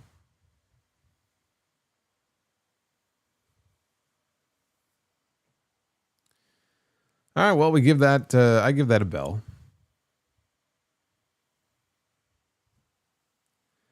Hey, Raph, what's going on, Raph? You got to stop, bro. If you support the streams and you love the streams, you should be in support of it. It means it's growing and it's doing well. You don't need to complain about it. Women's Be the Booker. Melina. She's very flexible. Melina is very as you can see here in this photo, Melina is very flexible. Melina Perez. And who will she be opposing? It will be Sasha Banks against Melina. The boss. It says right there, boss time.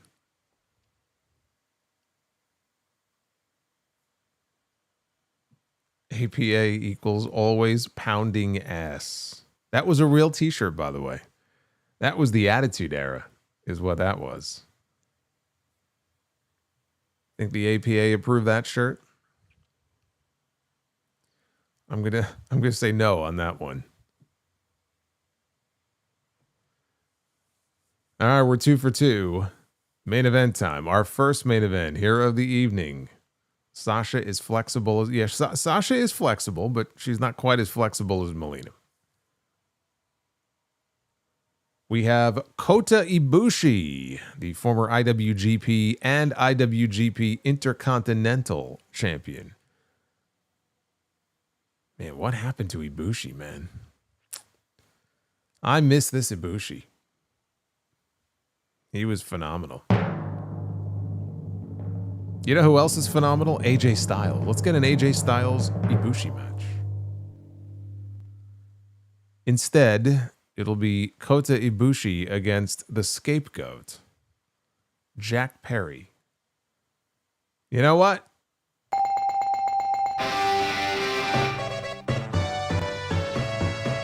Giving that the clean sweep right there, because I think that Ibushi and Jack Perry, that Ibushi and Jack Perry, would be a very good match. This is going to be a very polarizing decision. I could already tell in the chat. We got a lot of divided opinion about this, but Real Glass, Cry Me a River. I'm giving that the bell. That sinister smile. What are you complaining about? We got a clean sweep. You should be happy. Let's see if we can replicate that. See, that's the tough part. Doing it twice is tough.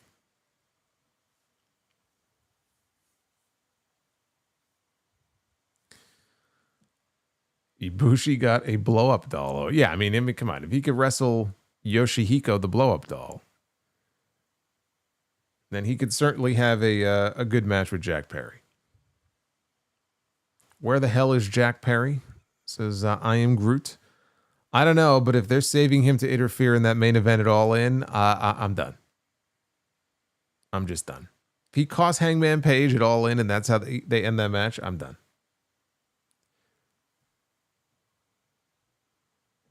Speaking of which, our first stipulation of the night. Tony Khan's dream match. We don't get too many of these. We had one the other day, but we don't get too many of these. But Tony Khan's dream match. Okay. We're going to start with the women. What is Tony Khan's dream women's match? What do you think would be Tony Khan's dream women's match? Do you think it involves Shayna Baszler? I'm going to say no. But she's our first choice here. Shayna Baszler. Well, actually, this may well be a dream match for him. Shayna Baszler against Meiko Satomura.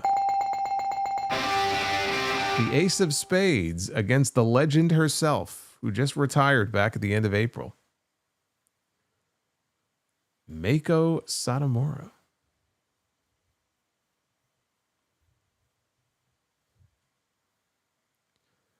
Round number 2. Ooh. Solomonster's choice. I'm going to need a little bit of help with this. I'm going to take some input before I make my final decision. We have the option here. What stipulation should we go with for this next match? It's going to be a tag team match. So just be aware of that.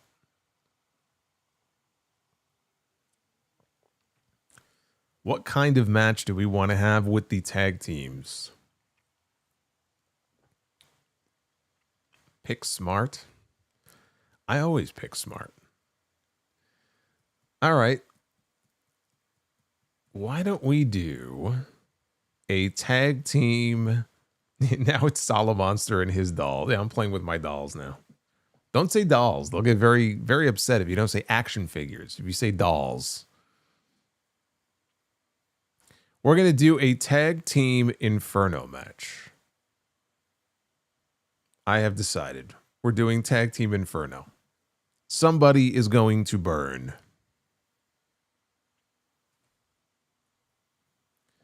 Brett and Owen Hart. Inferno match is not really their forte. Man, I should have picked the big blue cage. All right, well, Brett and Owen in an Inferno match. Against the Briscoes. Brothers against brothers in an Inferno match. You know what? They'll make that shit work because how can you go wrong? The Hart Foundation? Well, kind of. Brett and Owen, they're one version of the Hart Foundation. Brett and Owen against the Briscoes, man. What a fucking match that would have been. Man, talk about generations clashing. Poor Brett. So, you know what? Inferno or not, that's a great piece of business right there. Oh, that's a bell. Dude, we have all bells so far. I showed up with bells on tonight. Look at this. We got one more match, though. This could all go down in flames. No pun intended. After that Inferno match. All right, we have one more stipulation to choose. FMW style, like the Sheik and Sabu. Well, hopefully this one doesn't go off the rails like that one did. That could be the main event. That should be the main event. We got one more match here. Well, it's going to have to be the main event because I really don't want a main event with this, but it's going to be a brawl for all match. This is going to be very interesting now, depending on who we land on here. A brawl for all match. Oh boy. Because we know that was such a great idea. Another one of those Russo ideas. All right. We have, oh my God. We have Al, 4 touchdowns in 1 game. Bundy. He's already got the Dukes up. Look at this. This is perfect. I'm going Al Bundy 10 times out of 10 at a brawl for all match. This is perfect. This is right up his alley. Al Bundy in a brawl for all match. How fucking great is that? This is already a bell. It doesn't even matter who I land on. Al Bundy and the Deathmatch King, Matt Cardona. That's fine. Because, dude, it was an instant bell. It was an instant bell the minute we landed on Al Bundy. It was perfect. And that is a perfect night of Be the Booker. You got 2 clean sweeps. Revel in it. Revel in it. Enjoy it, because it may never happen again. Doesn't happen very often, but it happened tonight. Yeah, Ricky knows who's winning that match. It ain't going to be Cardona. I can promise you that. Let's rock. Let's rock. I love it. Devin from New Jersey, buy or sell? CEO or Sheriff Austin? CEO. The whole sheriff thing was too goofy and comical, I think, for Austin. Joseph Stewart, what was the reasoning why Benoit, Guerrero, Malenko, and Saturn left WCW for WWE? Because they wanted to leave and they did not like Kevin Sullivan, who was the booker at the time. Especially Benoit. There were personal issues there with Benoit, who was now dating or married to Sullivan's ex-wife, and he didn't believe he can get a fair shake. And there were threats made, I believe it was by Mike Graham, who was an agent. Oh, wait a minute. Hold on.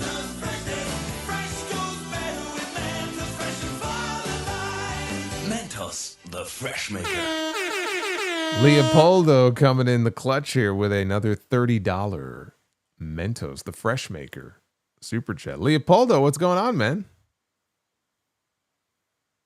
Good to see you. What I was saying is I think Mike Graham worked as an agent backstage in WCW at the time.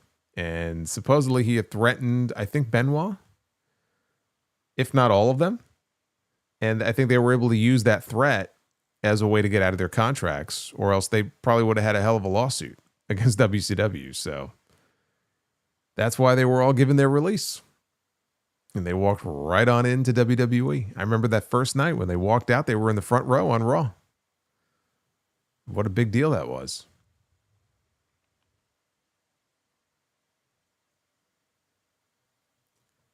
Joseph says, I heard rumors that Jack Perry might be done with AEW. Also, is Jack Perry the worst wrestler in AEW because he is the only wrestler that gets so much hate from the fans? No, he is not the worst wrestler in AEW. He gets a lot of hate because of the CM Punk stuff, but he is not the worst wrestler in AEW. As far as him being done, I haven't heard anything to that effect, so I don't know where you're getting that from, but we haven't seen him in a while, so I don't know what's going on with him. Be calm, see clearly, sending prayers to Minnesota and all affected. Well said. Thank you, brother. Joseph Stewart, do you miss WCW, and did you own any WCW merchandise? At the time, no. I have an NWO shirt now, but it's from WWE. I got it a number of years ago. And I had, well, right behind me, actually, right there. Up there on that shelf is an acrylic WCW light-up logo sign. Although I did not get that when WCW was still in existence. So I don't think at the time I ever bought any WCW merch when they were still active. Do I miss them? I miss the competition between them.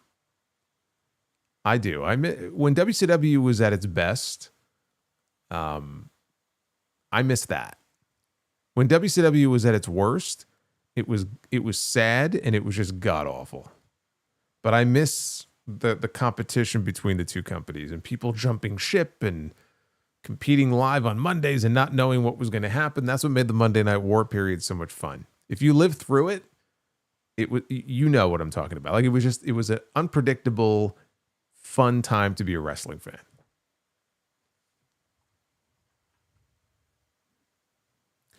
Leopoldo says, looks like Eminem are Solo's fresh makers. Yeah, you guys love that Mentos super chat. I do too. It's one of my favorites. Here's for Sidro. Yo mama's so dumb, she can't even pay attention.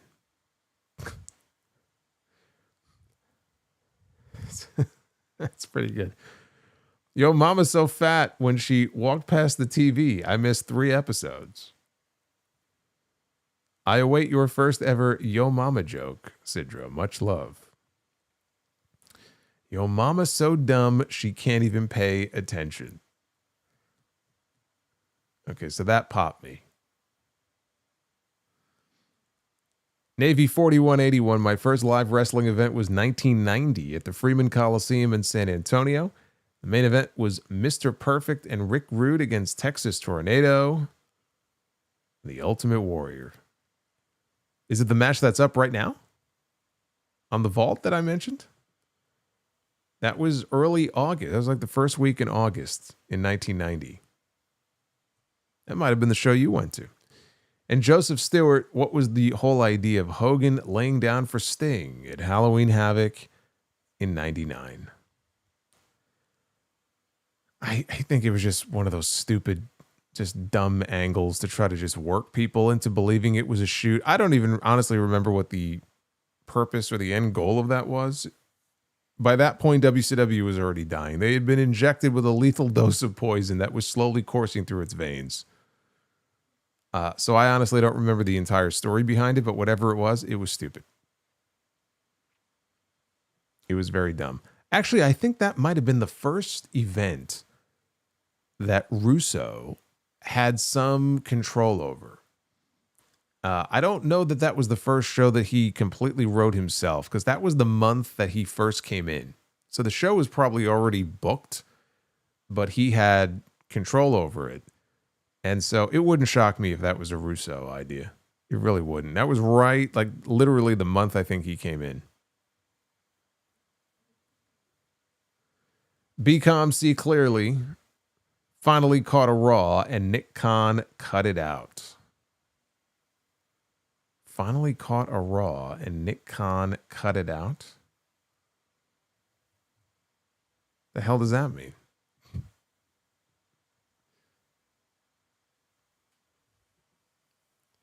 Yeah, I think Halloween Havoc 99 is, if I'm thinking of the right show, I think is regarded as one of the worst WCW pay-per-views they ever did.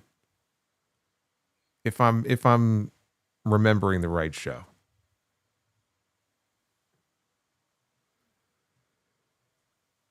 Anyway, thank you guys. You guys knocked it out of the park tonight. Made up for that a little bit for the show we missed on Friday. We can never fully make it up. But I appreciate all of the support tonight. I did want to give one more shout out here to the Bionic Bros. Again, shout out to our good friend Steve Mello. His 2 boys diagnosed previously with type 1 diabetes. And you can support their team as they are participating in an event trying to raise money to help find a cure for type 1 diabetes this weekend, I believe on Sunday. You can go to their page and support. You can just scan that QR code on your screen right now or visit tinyurl.com/bionicbros. And all of your support is very much appreciated. So thank you to all of you who contribute to that. Shout out to Steve. And thank you all once more. Joseph says, what was the purpose of the Kiss Demon in WCW? Well, you see, that's what happens when you have a lot of money to burn and you don't quite know what to do with it. It was an ill-advised, very stupid idea that they thought would draw some attention to the company, and it just didn't pay off in the way that I guess they figured it would. So as far as the purpose that it served, it really didn't serve any. Nothing good anyway. Retro KOH says, I got one. Yo mama so dumb she saw snow falling out the window and tried to change the channel. Not bad. Not bad. BCOM see clearly, stop booking counter AEW. It hurts the fans, not Tony Khan. I guess he's addressing that to WWE. Well, they're only going to continue to do it. So you're kind of speaking into the void on that. Kiss Demon was definitely something. Oh, it was something, all right. It was definitely something. Did you know there was a period where Ric Flair had Easy Lover as his theme? I'm not surprised by that, but I was not aware of that, actually. Easy Lover is a great song, by the way. Shout out to Phil Collins. All right, next time I am going to be live with you is going to be Wednesday night. AEW is coming live for the very first time from Arena, Mexico. So I am very curious, actually, to see what this show visually is going to look like, how the crowd is going to be. We've never had an American promotion broadcasting live on television from Arena, Mexico before. So and Tony Khan has said he's never been to Arena, Mexico. So for him, it's his first time even being at the venue. So this is going to be, I think, a very interesting show. Should be a fun show on Wednesday. And I hope you will join me for the post show. And then again on Friday night, I'll be live after SmackDown. No TNT this week. Just be aware of that. There is no Tuesday Night Titans this week. JD is away. So we are going to resume next Tuesday, and that will be episode 100. So that's going to be a big show, I am sure. And in the meantime, don't forget that spiffy design right there. You can get it on a t-shirt, the official TNT t-shirt. It's up right now on Bonfire. I don't have the link in front of me, but I've linked to it before. You guys just go back and check out some of the streams last week. The link is in the description. It's a pretty badass shirt. So definitely go check that out. Final chats here before we get out of here. Joseph, do you remember Kiss Demon against Vampiro? Graveyard match at Bash at the Beach 2000. Vaguely. It's been a while since I've seen it. But yes, I vaguely remember it. And Arabian Night, any hope for Theory? Would a run in NXT help or nope? I never want to say that there's no hope for somebody, especially as young as he still is. But I don't think there's much hope for him in WWE. There was a reason why when I did my predictions at the beginning of this year, I said that I thought he would end up in AEW. And maybe that doesn't happen this year, but he is on the fast track to absolutely nowhere in WWE. You know what we got on Raw tonight? We got a segment in the back. I think it was Bayley, was walking down the hallway, and she stopped and she looked over, and it was Grayson Waller and Austin Theory arguing with each other as the New Day looked on. And that was Austin Theory's role on Raw this week. Like, this is all he's been doing. This is what he's been reduced to. So never say there's no hope, but do I have a lot of faith that, you know, he's going to be able to turn things around and get any kind of meaningful push in this company? No. I gave up on that a while ago. He would be a prime candidate to take his talents and go somewhere else. A change of scenery, I think, might just do him a lot of good. And then maybe eventually he winds up back in WWE. But right now, he's on the fast track to nowhere. I don't see how anybody can disagree with me on this. I'll see you guys back here on Wednesday for the Dynamite Post Show. Be well. Stay safe. Especially wherever you may be. And we'll do it all over again in 48 hours. I will see you there. Until then, take care, guys.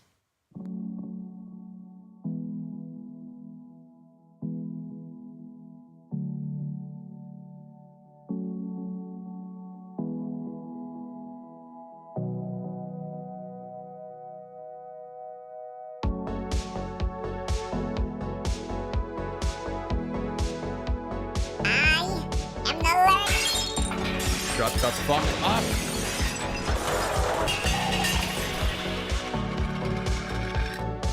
Fuck that. Oh my goodness. Leopoldo. You got your chainsaw.